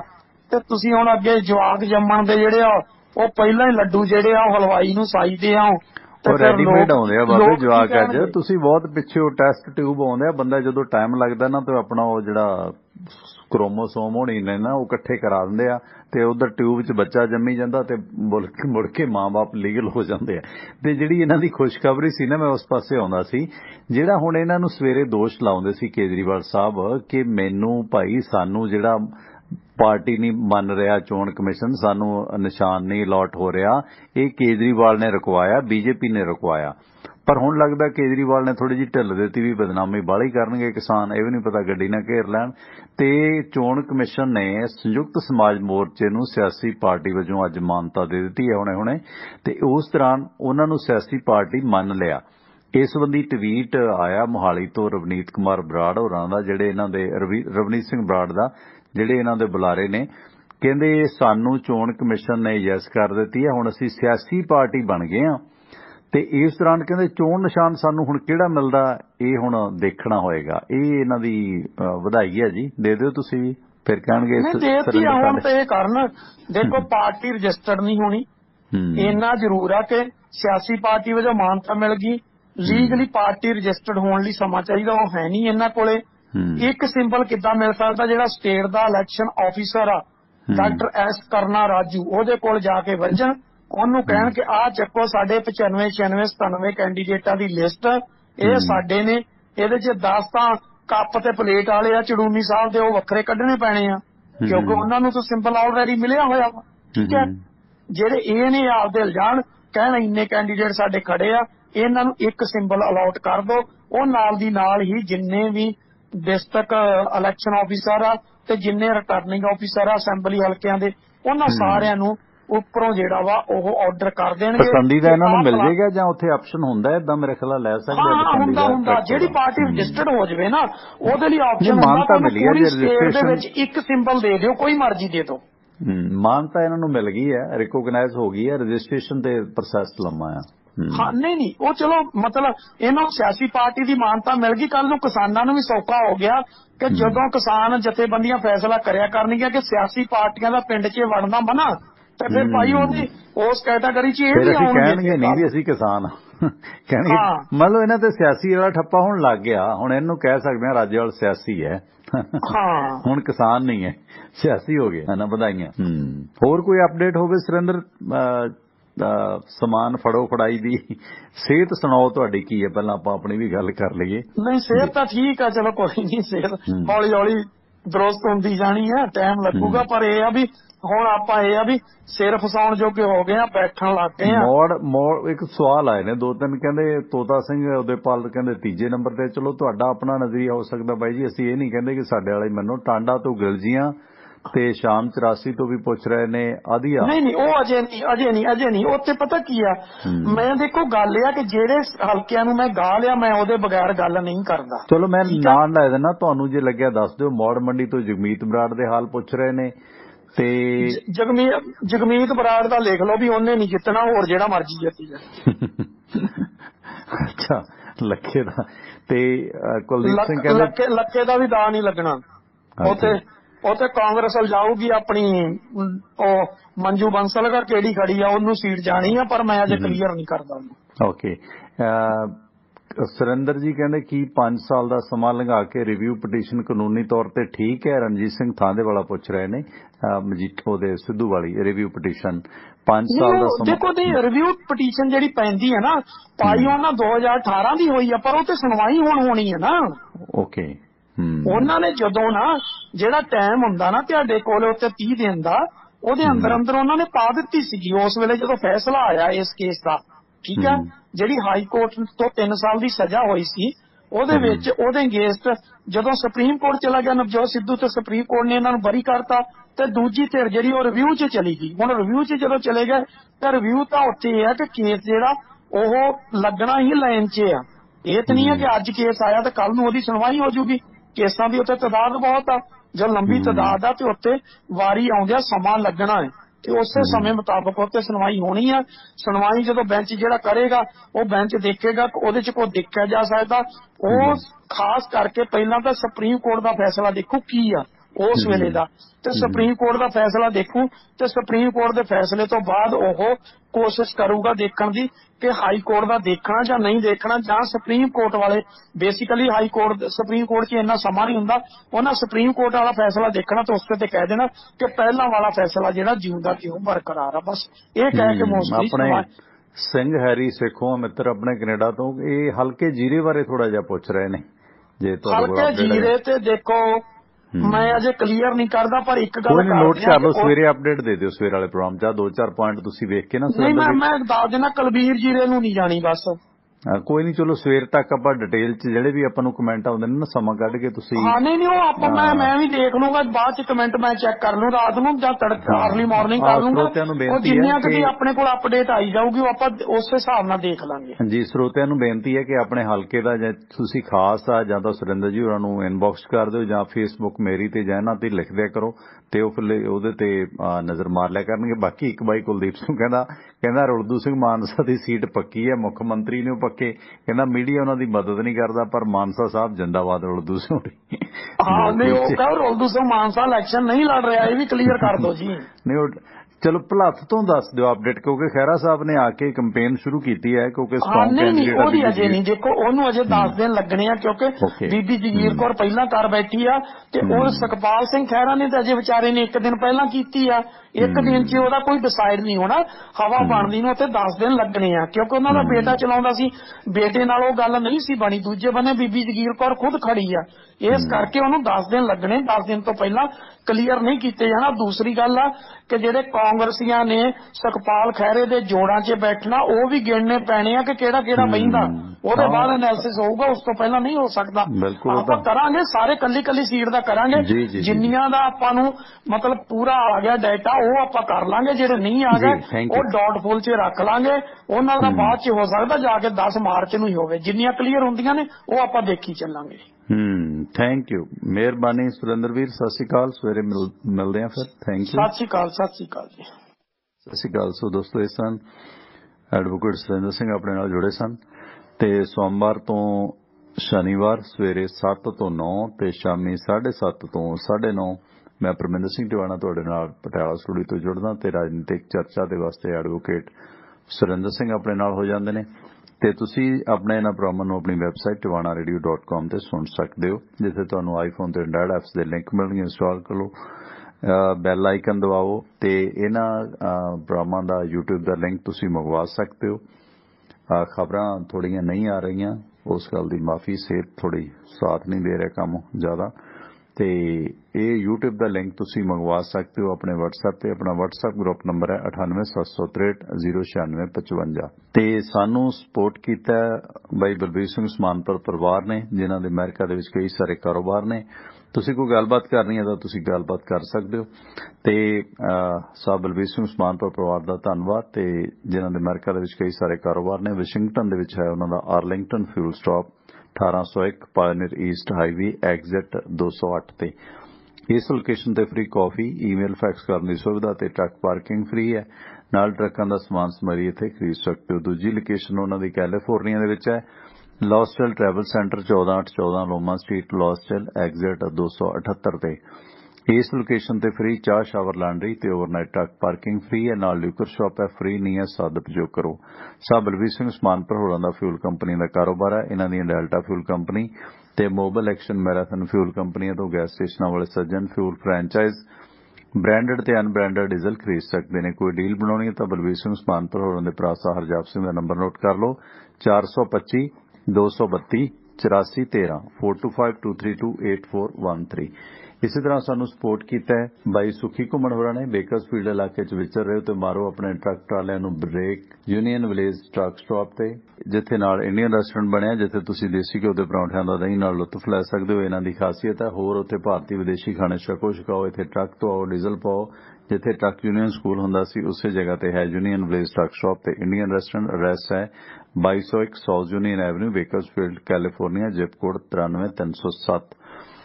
ਤੇ ਰੋਡਵੇਜ਼ ਟਰਾਂਸਪੋਰਟ ਵਾਲੇ ਸੁਖੀ ਘੁੰਮਣ ਹੋਰਾਂ ਦਾ ਬਿਜ਼ਨਸ ਹੈ, ਜਿਨ੍ਹਾਂ ਦਾ ਨੰਬਰ ਹੈ 661 304 7500 661 304 7500, ਤੇ ਜੈਕ ਘੁੰਮਣ ਹੋਰਾਂ ਦਾ ਨੰਬਰ ਹੈ 661 885 8855 661 885 8855। ਗੁਰਵੀਰ ਜੀ ਕੋ ਐਂਟਰੀ ਤੋਂ ਸਵਾਗਤ ਹੈ, ਵੈਲਕਮ। ਗੁਰਵੀਰ ਜੀ ਗੱਲ ਕਰੋ ਜਰਾ। ਹੈਲੋ ਗੁਰਵੀਰ ਜੀ, ਆਨ 에ਅਰ ਹੋ ਤੁਸੀਂ? ਹਾਂਜੀ, ਸਤਿ ਸ਼੍ਰੀ ਅਕਾਲ। ਸਤਿ ਸ਼੍ਰੀ ਅਕਾਲ ਜੀ, ਮਾਫੀ ਚਾਹੁੰਦੇ, ਲਾਈਨ ਡਿਸਕਨੈਕਟ ਹੋ ਗਈ ਹੈ। ਤੇ ਸਾਨੂੰ ਸਪੋਰਟ ਕੀਤਾ ਹੈ ਵਾਸ਼ਿੰਗਟਨ ਫੇਟ ਸਰਵਿਸ ਨੇ। ਸਿਆਟਲ ਇਲਾਕੇ ਦੇ ਲੋਕਲ ਲੋਡ ਚਾਹੁੰਦੇ ਹੋ, ਲੰਮੇ ਰੂਟਾਂ ਤੋਂ ਉਕਤਾਏ ਹੋ, ਦਿਨੇ ਦਿਨੇ ਟਰੱਕ ਚਲਾਓ, ਸ਼ਾਮਾਂ ਨੂੰ ਘਰ ਆਓ ਤੇ ਸਾਂਝ ਬਣਾਓ ਵਾਸ਼ਿੰਗਟਨ ਫੇਟ ਸਰਵਿਸ ਵਾਲੇ ਨਾਲ, ਜੋ ਤੁਹਾਡੀ ਸਹੂਲਤ ਵਾਸਤੇ ਡਿਸਪੈਚ ਅੰਗਰੇਜ਼ੀ ਪੰਜਾਬੀ ਭਾਸ਼ਾ 'ਚ ਦਿੰਦੇ ਨੇ। ਤੇ ਡਰਾਈਵਿੰਗ ਦੀ ਜੌਬ ਚਾਹੀਦੀ ਹੈ ਜਾਂ ਸਿਆਟਲ ਦੇ ਲੋਕਲ ਲੋਡ ਚਾਹੀਦੇ ਨੇ ਤਾਂ ਤੁਸੀਂ ਸੰਪਰਕ ਕਰੋ ਵਾਸ਼ਿੰਗਟਨ ਫੇਟ ਸਰਵਿਸ ਤੋਂ। ਜਗਦੀਪ ਸਿੰਘ ਸੰਧੂ ਦਾ ਨੰਬਰ ਹੈ 253 266 6924, 253 266 6924। ਗੈਰੀ ਧਾਲੀਵਾਲ ਦਾ ਨੰਬਰ ਹੈ 206 354 4060, 206 354 4060। ਸਿਆਟਲ ਇਲਾਕੇ ਦੇ ਲੋਕਲ ਲੋਡ ਵਾਸਤੇ ਤੇ ਡਰਾਈਵਿੰਗ ਦੀ ਜੌਬ ਦੇ ਵਾਸਤੇ ਓਨਰ ਆਪਰੇਟਰ ਵੀਰ ਤੇ ਡਰਾਈਵਰ ਵੀਰ ਜੌਬ ਦੇ ਵਾਸਤੇ ਸੰਪਰਕ ਕਰਨ ਵਾਸ਼ਿੰਗਟਨ ਫੇਟ ਸਰਵਿਸ ਨੂੰ। ਜੀ ਗੁਰਵੀਰ, ਸਵਾਗਤ। ਗੁਰਵੀਰ ਜੀ ਗੱਲ ਕਰੋ। ਸੌਰੀ ਬਾਰ-ਬਾਰ ਡਿਸਕਨੈਕਟ ਹੋ ਰਿਹਾ, ਮਾਫੀ ਚਾਹੁੰਦੇ। ਇਸੇ ਤਰ੍ਹਾਂ ਸਾਨੂੰ ਸਪੋਰਟ ਕੀਤਾ ਅਮਰੀਕਨ ਟੈਕਸ ਫਰਮਾਂ ਦੇ ਵਿੱਚ 5 ਸਾਲ ਕੰਮ ਕਰਨ ਦੇ ਤਜਰਬੇ ਯਾਫਤਾ CPA ਤਰਸੇਮ ਸਿੰਘ ਗਿੱਲ, ਜਿਨ੍ਹਾਂ ਕੋਲੋਂ ਇੰਡੀਵਿਜੂਅਲ ਬਿਜ਼ਨਸ ਵਪਾਰ ਕਾਰੋਬਾਰ ਦੀ ਕੋਈ ਵੀ ਰਿਟਰਨ ਭਰਵਾ ਸਕਦੇ ਹੋ। ਕਿਸੇ ਸਾਖ ਸੰਬੰਧੀ ਨੂੰ ਅਮਰੀਕਾ ਸੱਦਣਾ, green card, work permit, spouse case paper filing ਕਰਾਉਣੀ ਹੈ ਤਾਂ CPA ਤਰਸੇਮ ਸਿੰਘ ਗਿੱਲ ਦੀਆਂ ਸੇਵਾਵਾਂ ਲੈ ਸਕਦੇ ਹੋ, ਜੋ ਨਿਊਜਰਸੀ ਦੇ ਲਾਗੇ ਈਸਟਰਨ ਸਿਟੀ ਪੈਂਸਿਲਵੇਨੀਆ ਦੇ ਵਿੱਚ ਵਸਦੇ ਨੇ ਤੇ ਆਪਣੇ ਪੁਰਾਣੇ ਸਰੋਤੇ ਨੇ ਬਾਈ ਹਰਬੰਸ ਸਿੰਘ ਗਿੱਲ, ਉਹਨਾਂ ਦੇ ਬੇਟੇ ਨੇ CPA ਤਰਸੇਮ ਸਿੰਘ ਗਿੱਲ। ਸਾਡਾ ਜ਼ਿਕਰ ਕਰਨ ਤੇ ਰਿਆਇਤ ਮਿਲੇਗੀ, ਸੋ ਸੰਪਰਕ ਕਰੋ। ਨੰਬਰ ਹੈ ਤਰਸੇਮ ਸਿੰਘ ਗਿੱਲ CPA ਦਾ 484 764 9861 484 7649861। ਜੀ ਗੁਰਵੀਰ ਜੀ ਗੱਲ ਕਰੋ ਜਰਾ। ਹੈਲੋ। ਨਹੀਂ ਥੋੜੀ ਕੱਟ ਜਾਂਦੀ ਹੈ ਤੁਹਾਡੀ ਕਾਲ ਜਦੋਂ ਹੈਲੋ ਕਰਦੇ ਹੋ। ਖੈਰ ਇਸ ਦੌਰਾਨ ਤੁਹਾਨੂੰ ਇੱਕ ਕਹਾਣੀ ਸੁਣਾਉਣੇ ਅੱਜ, ਲੋਕ ਕਹਾਣੀ ਹੈ, ਛੋਟੀ ਜੀ ਕਹਾਣੀ ਹੈ। ਜੀ ਗੁਰਵੀਰ ਵੈਲਕਮ। ਰੁਕ ਕੇ ਆਵਾਜ਼ ਆਉਂਦੀ ਹੈ। ਗੁਰਵੀਰ ਗੱਲ ਕਰੋ ਜਰਾ ਜੇ ਆਉਂਦੇ ਹੋ ਤਾਂ। ਹੈਲੋ ਹਾਂਜੀ ਸਤਿ ਸ਼੍ਰੀ ਅਕਾਲ ਤੁਹਾਡਾ ਸਾਹਿਬ। ਮੈਂ ਕਿਹਾ ਡਿਸਟਰਬੈਂਸ ਬਹੁਤ ਆ ਰਹੀ ਸੀ ਪਹਿਲਾਂ। ਹਾਂ ਕੋਈ ਨਹੀਂ ਗੱਲ ਕਰੋ ਪਲੀਜ਼। ਹਾਂਜੀ ਠੀਕ ਹੈ। ਮੈਂ ਕਿਹਾ ਮੈਂ ਤੇ ਇਹ ਕਹਿਣਾ ਸੀ, ਸਾਡੇ ਉੱਧਰ ਟਾਂਡੇ ਹਲਕੇ ਦੇ ਵਿੱਚ ਕਿਸਾਨਾਂ ਨੇ ਨਹੀਂ ਕੋਈ ਖੜਾ ਕੀਤਾ ਤੇ ਕਿਸਾਨਾਂ ਨੇ ਸਾਰੇ ਹਲਕਿਆਂ 'ਚ ਤਾਂ ਨਹੀਂ ਮਿਲਦਾ ਕਰਨੇ ਬੰਦੇ ਜਾਂ ਕਰਨੇ ਇਹਨਾਂ ਨੇ ਤਕਰੀਬਨ ਕਲੀਅਰ ਹੈ। ਕੋਈ ਨਹੀਂ ਆਪਾਂ ਅਪਡੇਟ ਲੈ ਲੈਣ, ਟਾਂਡਾ ਤੋਂ ਸਵੇਰੇ ਅਪਡੇਟ ਦੇ ਦਿਆਂਗੇ। ਠੀਕ ਹੈ। ਆਵਾਜ਼ ਬੰਦ ਹੋ ਜਾਂਦੀ, ਕੋਈ ਨਹੀਂ ਚਲੋ। ਇਸ ਦੌਰਾਨ ਤੁਹਾਨੂੰ ਕਹਾਣੀ ਸੁਣਾਉਣੇ ਆ ਬੇਗੁਨਾਹ ਨੂੰ ਸਜ਼ਾ। ਇਹ ਲੋਕ ਕਹਾਣੀ ਹੈ, ਲੇਖਕ ਇਸ ਦਾ ਕਹਾਣੀਕਾਰ ਕੋਈ ਨਹੀਂ ਹੈ। ਇੱਕ ਵੱਡੇ ਧਨੀ ਦੀ ਬਾਤ ਹੈ ਕਿ ਉੱਥੇ ਕਿਸੇ ਪਾਸੇ ਵਪਾਰ ਨੂੰ ਚੱਲਿਆ ਸੀ। ਉਹ ਧਨੀ ਬੰਦਾ, ਸ਼ਾਹੂਕਾਰ ਬੰਦਾ, ਤੇ ਬਹੁਤ ਸਾਰਾ ਉਹ ਧਨ ਲੈ ਕੇ ਗਿਆ। ਮੋਹਰਾਂ ਦੀਆਂ ਥੈਲੀਆਂ ਆਪਣੇ ਨਾਲ ਗੱਡੀ ਲੱਦ ਲਈ ਤੇ ਇੱਕ ਥੈਲੀ ਉਸਨੇ ਹੱਥ ਵਿੱਚ ਫੜੀ ਹੋਈ ਸੀ ਤੇ ਲੋੜ ਪੈਣ ਤੇ ਥੋੜੀਆਂ ਜਿਹੀਆਂ ਮੋਹਰਾਂ ਉਸ ਦੇ ਵਿੱਚੋਂ ਵਰਤੀਆਂ ਜਾ ਸਕਣ। ਗੱਡੀ ਤੇ ਬੈਠਿਆਂ ਉਸਨੂੰ ਨੀਂਦ ਦਾ ਹੁਲਾਰਾ ਆਇਆ ਤੇ ਹੁਲਾਰੇ ਦੇ ਨਾਲ ਉਸ ਦੇ ਹੱਥ ਦੀ ਥੈਲੀ ਗੱਡੀ ਤੋਂ ਹੇਠਾਂ ਡਿੱਗ ਪਈ। ਜਦੋਂ ਉਸਨੂੰ ਹੋਸ਼ ਆਈ, ਉਸਦੀ ਅੱਖ ਖੁੱਲੀ ਤਾਂ ਉਸਨੇ ਆਪਣੇ ਹੱਥ ਵਿੱਚ ਬੈਠੀ ਹੱਥ ਵਾਲੀ ਜਿਹੜੀ ਥੈਲੀ ਨਾ ਵੇਖੀ ਤਾਂ ਉਹ ਛਟ ਪਟਾਉਣ ਲੱਗਾ ਕਿ ਉਹ ਥੈਲੀ ਕਿੱਧਰ ਗਈ। ਉਸਨੇ ਫਿਰ ਇੱਕ ਉਸਦਾ ਪੁਰਾਣਾ ਇਤਵਾਰੀ ਨੌਕਰ ਸੀ ਜਿਸ ਨੂੰ ਉਸਨੇ ਅਨੇਕਾਂ ਵਾਰ ਅਜਮਾ ਕੇ ਵੇਖਿਆ ਸੀ ਉਸਦੀ ਇਮਾਨਦਾਰੀ ਨੂੰ ਕਿ ਉਹ ਕਿੰਨਾ ਇਮਾਨਦਾਰ ਹੈ। ਉਸ ਅਮੀਰ ਆਦਮੀ ਨੇ ਆਪਣੇ ਇਸ ਇਤਵਾਰੀ ਨੌਕਰ ਨੂੰ ਪੁਲਿਸ ਹਵਾਲੇ ਕਰ ਦਿੱਤਾ ਕਿ ਸੋਚਿਆ ਇਸੇ ਨੇ ਮੇਰੀ ਥੈਲੀ ਕਿਤੇ ਉਤਾਂਹ ਸਿੱਟ ਦਿੱਤੀ ਹੋਵੇਗੀ। ਪੁਲਿਸ ਵਾਲਿਆਂ ਨੇ ਉਸ ਨੌਕਰ ਦੀ ਮਾਰ ਕੇ ਚਮੜੀ ਢੇੜ ਦਿੱਤੀ ਤੇ ਕਿ ਉਸਨੂੰ ਜੇ ਥੈਲੀ ਦਾ ਪਤਾ ਉਹ ਦੱਸੇ। ਉਸ ਤੋਂ ਬਾਅਦ ਉਹ ਆਪਣੇ ਹੱਡ ਤੜਵਾ ਕੇ ਵੀ ਆਖ ਰਿਹਾ ਸੀ ਕਿ ਮੈਨੂੰ ਇਸ ਸ਼ਾਹੂਕਾਰ ਦੀ ਮੋਹਰਾਂ ਵਾਲੀ ਥੈਲੀ ਦਾ ਕੋਈ ਨਹੀਂ ਪਤਾ। ਤੇ ਇਸ ਦੌਰਾਨ ਉਸਨੇ ਗੱਡੀ ਦੇ ਮਗਰ ਇੱਕ ਹੋਰ ਗੱਡੀ ਵਾਲਾ ਕਣਕ ਲੱਦੀ ਆ ਰਿਹਾ ਸੀ ਤੇ ਗੱਡੇ ਤੇ ਬੈਠਿਆਂ ਜਦੋਂ ਉਸ ਥੈਲੀ ਤੇ ਨਜ਼ਰ ਪਈ ਉਸ ਗੱਡੇ ਵਾਲੇ ਦੀ ਤਾਂ ਉਸਨੇ ਥੈਲੀ ਨੂੰ ਚੁੱਕ ਲਿਆ। ਅਮੀਰ ਅੱਗੇ ਥੈਲੀ ਉਸਨੇ ਲਿਆ ਕੇ ਰੱਖ ਦਿੱਤੀ ਕਿ ਇਹ ਹੈ ਤੁਹਾਡੀ ਥੈਲੀ ਜੋ ਡਿੱਗੀ ਸੀ। ਤੇ ਅਮੀਰ ਨੇ ਉਹ ਥੈਲੀ ਸਿਆਣ ਲਈ ਤੇ ਫਿਰ ਆਪਣੇ ਨੌਕਰ ਨੂੰ ਪੁਲਿਸ ਕੋਲੋਂ ਛੁਡਾ ਲਿਆ ਤੇ ਗੱਡੇ ਵਾਲੇ ਨੂੰ ਕੁਝ ਇਨਾਮ ਦੇ ਕੇ ਉਸਦਾ ਸ਼ੁਕਰੀਆ ਕਰਕੇ ਉਸਨੂੰ ਵਾਪਸ ਭੇਜਿਆ। ਪਰ ਨੌਕਰ ਮਾਰ ਖਾ ਕੇ ਅਜਿਹਾ ਮਨ ਉਸਨੇ ਬਣਾ ਲਿਆ ਸੀ ਕਿ ਉਹ ਹੁਣ ਇਸ ਧਨੀ ਕੋਲ ਆਪਣੇ ਮਾਲਕ ਕੋਲ ਦੁਬਾਰਾ ਨੌਕਰੀ ਨਹੀਂ ਕਰੇਗਾ ਕਿਉਂਕਿ ਉਸਨੇ ਉਸ ਤੇ ਬਿਨਾਂ ਵਜ੍ਹਾ ਇਲਜ਼ਾਮ ਲਾਇਆ, ਸ਼ੱਕ ਕੀਤਾ। ਇਸ ਕਰਕੇ ਉਸ ਦੀ ਨੌਕਰੀ ਤੋਂ ਮੁਨਕਰ ਹੋ ਗਿਆ ਤੇ ਉਸਨੇ ਆਖਿਆ ਕਿ ਜੇ ਮੈਨੂੰ ਬੇਗੁਨਾਹ ਨੂੰ ਇੰਨੀ ਸਜ਼ਾ ਮਿਲ ਸਕਦੀ ਹੈ ਤੇ ਜੇ ਮੈਂ ਗੁਨਾਹ ਕਰਦਾ ਤੇ ਫਿਰ ਮੇਰਾ ਕੀ ਹਾਲ ਤੁਸੀਂ ਕਰਾਉਂਦੇ। ਤੇ ਇਸ ਕਿਸਮ ਦੀਆਂ ਸੋਚਾਂ ਦੇ ਵਿੱਚ ਪੈ ਕੇ ਉਸਨੇ ਆਪਣੇ ਮਾਲਕ ਦੀ ਨੌਕਰੀ ਛੱਡ ਦਿੱਤੀ ਤੇ ਉਹ ਡਾਕੂਆਂ ਨਾਲ ਜਾ ਰਲਿਆ ਤੇ ਵੱਡਾ ਬੇਦਰਦ ਡਾਕੂ ਹੋ ਕੇ ਉਸਨੇ ਲੱਗਾ ਉਹ ਗਰੀਬ ਗੁਰਬੇ ਨੂੰ ਲੁੱਟਣ ਤੇ ਵਸਦੇ ਘਰਾਂ ਨੂੰ ਉਜਾੜਨ। ਤੇ ਜਦੋਂ ਉਸਨੂੰ ਕੋਈ ਕਹਿੰਦਾ ਕਿ ਤੂੰ ਤਾਂ ਭਲਾ ਮਾਨਸ ਆਦਮੀ ਸੀ, ਤੂੰ ਕਿਸ ਪਾਸੇ ਟੁਰਿਆ, ਤਾਂ ਉਸਦਾ ਉਹੀ ਜਵਾਬ ਸੀ ਕਿ ਜਦੋਂ ਬੇਗੁਨਾਹੀ ਦੀ ਮੈਨੂੰ ਇੰਨੀ ਕੁੱਟ ਪਈ ਹੈ ਤੇ ਹੁਣ ਮੈਂ ਰੱਜ ਕੇ ਕਿਉਂ ਨਾ ਲੋਕਾਂ ਨੂੰ ਲੁੱਟਾਂ ਤੇ ਜ਼ੁਲਮ ਕਰਕੇ ਵੇਖਾਂ, ਜੋ ਹੋਏਗਾ ਸੋ ਵੇਖਿਆ ਜਾਵੇਗਾ। ਅੰਤ ਨੂੰ ਉਸ ਡਾਕੂ ਨੂੰ ਉਸਦੇ ਆਪਣੇ ਹੀ ਗਰੋਹ ਦੇ ਬੰਦਿਆਂ ਨੇ ਤਕਰਾਰ ਵੱਧ ਜਾਣ ਕਰਕੇ ਮਾਰਿਆ ਤੇ ਉਹ ਇਸ ਦੁਨੀਆ ਦੇ ਵਿੱਚ ਨੇਕ ਨਾਮੀ ਸੀ ਤੇ ਉਸ ਦੀ ਬਦਨਾਮੀ ਲੈ ਕੇ ਉਹ ਦੁਨੀਆ ਤੋਂ ਚੱਲਿਆ ਬਣਿਆ। ਯਾਨੀ ਕਿ ਇਸ ਤਰ੍ਹਾਂ ਵੀ ਕਈ ਵਾਰੀ ਹੁੰਦਾ ਹੈ ਕਿ ਜਦੋਂ ਕਿਸੇ ਬੇਗੁਨਾਹ ਨੂੰ ਕੋਈ ਸਜ਼ਾ ਮਿਲਦੀ ਹੈ ਤੇ ਉਹ ਫਿਰ ਬਾਗੀ ਹੋ ਜਾਂਦਾ, ਅੱਤਵਾਦੀ ਹੋ ਜਾਂਦਾ। ਇਹ ਚੀਜ਼ਾਂ ਵੀ ਅਕਸਰ ਵਾਪਰਦੀਆਂ ਨੇ। ਸੀ ਲੋਕ ਕਹਾਣੀ ਬੇਗੁਨਾਹ ਨੂੰ ਸਜ਼ਾ, ਕਿਉਂਕਿ ਪੰਜਾਬ ਦੇ ਵਿੱਚ ਜਾਂ ਕਿਤੇ ਵੀ ਜਦੋਂ ਖਾੜਕੂਵਾਦ ਹੁੰਦਾ ਹੈ, ਟੈਰੋਰਿਜ਼ਮ ਆਉਂਦਾ ਹੈ ਤਾਂ ਉਸ ਦੌਰਾਨ ਬਹੁਤ ਸਾਰੇ ਲੋਕ ਨਜਾਇਜ਼ ਕੁੱਟੇ ਜਾਂਦੇ ਨੇ ਤੇ ਉਹਨਾਂ ਦੇ ਕੁੱਟੇ ਜਾਣ ਦੇ ਕਾਰਨ ਉਹ ਫਿਰ ਬਾਗੀ ਹੋ ਜਾਂਦੇ ਨੇ ਕਿ ਹੁਣ ਕੁੱਟ ਤੇ ਖਾ ਲਈ। ਪੰਜਾਬ ਦੇ ਵਿੱਚ ਜਿਹੜਾ ਖਾੜਕੂਵਾਦ ਵਧਿਆ ਇਸ ਦਾ ਇੱਕ ਇਹ ਵੀ ਕਾਰਨ ਸੀ। ਤੇ ਲਓ ਦੋਸਤੋ, ਤੇ ਅੱਜ ਸਮਾਪਤੀ ਕਰਾਂਗੇ ਜਲਦੀ। ਧੰਨਵਾਦ, ਤੁਹਾਡੇ ਕਮੈਂਟ ਆਏ ਨੇ, ਕਹਿੰਦੇ ਭੁਲੱਥ ਚ ਕਾਂਟੇ ਦੀ ਟੱਕਰ ਆ, ਦਲਜੀਤ ਸਿੰਘ ਲਿਖਦੇ ਨੇ, ਅਮਰਦੀਪ ਸਿੰਘ ਥੈਂਕ ਯੂ। ਤੇ ਮੋਗੇ ਤੋਂ ਇਸ ਵਕਤ ਸੂਦ ਅੱਗੇ ਆ ਦੱਸਦੇ ਨੇ ਅਮਨਪ੍ਰੀਤ, ਤੇ ਟਾਂਡੇ ਗਿਲਜੀਆਂ ਤੋਂ ਗੱਲ ਵੀ ਕਰਾਂਗੇ। ਤੇ ਫੇਸਬੁੱਕ ਤੇ ਵੀ ਕੁਝ ਸੱਜਣਾ ਨੇ ਕਮੈਂਟ ਕੀਤੇ ਆ, ਉਹਨਾਂ ਦਾ ਵੀ ਧੰਨਵਾਦ। YouTube ਵਾਲੇ ਸੱਜਣਾ ਦਾ ਵੀ ਧੰਨਵਾਦ। ਅਮਰੀਕਾ ਦੇ ਖਬਰਾਂ ਨੇ ਕੁਝ, ਅਮਰੀਕਾ ਦੇ ਲਾਸ ਵੇਗਾਸ ਦੇ ਵਿੱਚ 6 ਵਾਹਨ ਆਪਸ ਦੇ ਵਿੱਚ ਟਕਰਾਏ ਨੇ ਅੱਜ, ਤੇ 9 ਲੋਕਾਂ ਦੀ ਮੌਤ ਹੋਈ ਹੈ। ਤੇ ਨਵਾਡਾ ਸੂਬੇ ਦੀ ਪੁਲਿਸ ਨੇ ਇਹ ਜਾਣਕਾਰੀ ਦਿੱਤੀ ਹੈ। ਇਹ ਹਾਦਸਾ ਡੌਜ ਚੈਲੰਜ ਕਾਰ ਦੇ ਡਰਾਈਵਰ ਦੇ ਕਾਰਨ ਹੋਇਆ। ਇਸ ਦੌਰਾਨ 2 ਲੋਕਾਂ ਨੂੰ ਹਸਪਤਾਲ ਲਿਜਾਇਆ ਗਿਆ, ਜਿੱਥੇ ਇੱਕ ਦੀ ਮੌਤ ਹੋ ਗਈ ਹੈ ਤੇ ਦੂਸਰਾ ਗੰਭੀਰ ਹੈ, ਤੇ 9 ਮੌਤਾਂ ਆਪਸ ਦੇ ਵਿੱਚ ਹੋਈਆਂ ਨੇ। ਜੋ ਇਹ ਵਾਹਨ ਤਕਰੀਬਨ 6 ਦੇ ਕਰੀਬ ਗੱਡੀਆਂ ਦੇ ਆਪਸ ਦੇ ਵਿੱਚ ਟੱਕਰੇ।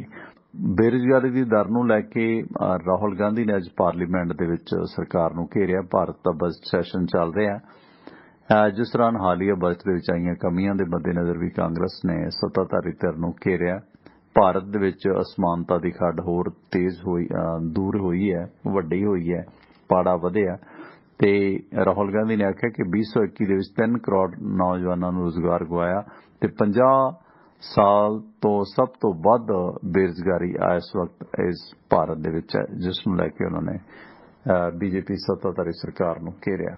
ਤੇ ਇਸ ਦੇ ਨਾਲ ਹੀ ਹੁਣ ਦੋਸਤੋ ਆਪ ਤੋਂ ਆਗਿਆ ਚਾਹਾਂਗੇ। ਸਵੇਰੇ 7 ਵਜੇ ਤੁਹਾਡੇ ਨਾਲ ਹੋਏਗੀ ਮੁਲਾਕਾਤ। ਤਦ ਤੱਕ ਤੁਹਾਡਾ ਤੇ ਸਾਡਾ ਰੱਬ ਰਾਖਾ। ਸ਼ਬਾ ਖੈਰ, ਸਤਿ ਸ਼੍ਰੀ ਅਕਾਲ। ਜੁੜੇ ਰਹੋ ਟਿਵਾਣਾ ਰੇਡੀਓ ਦੇ ਨਾਲ।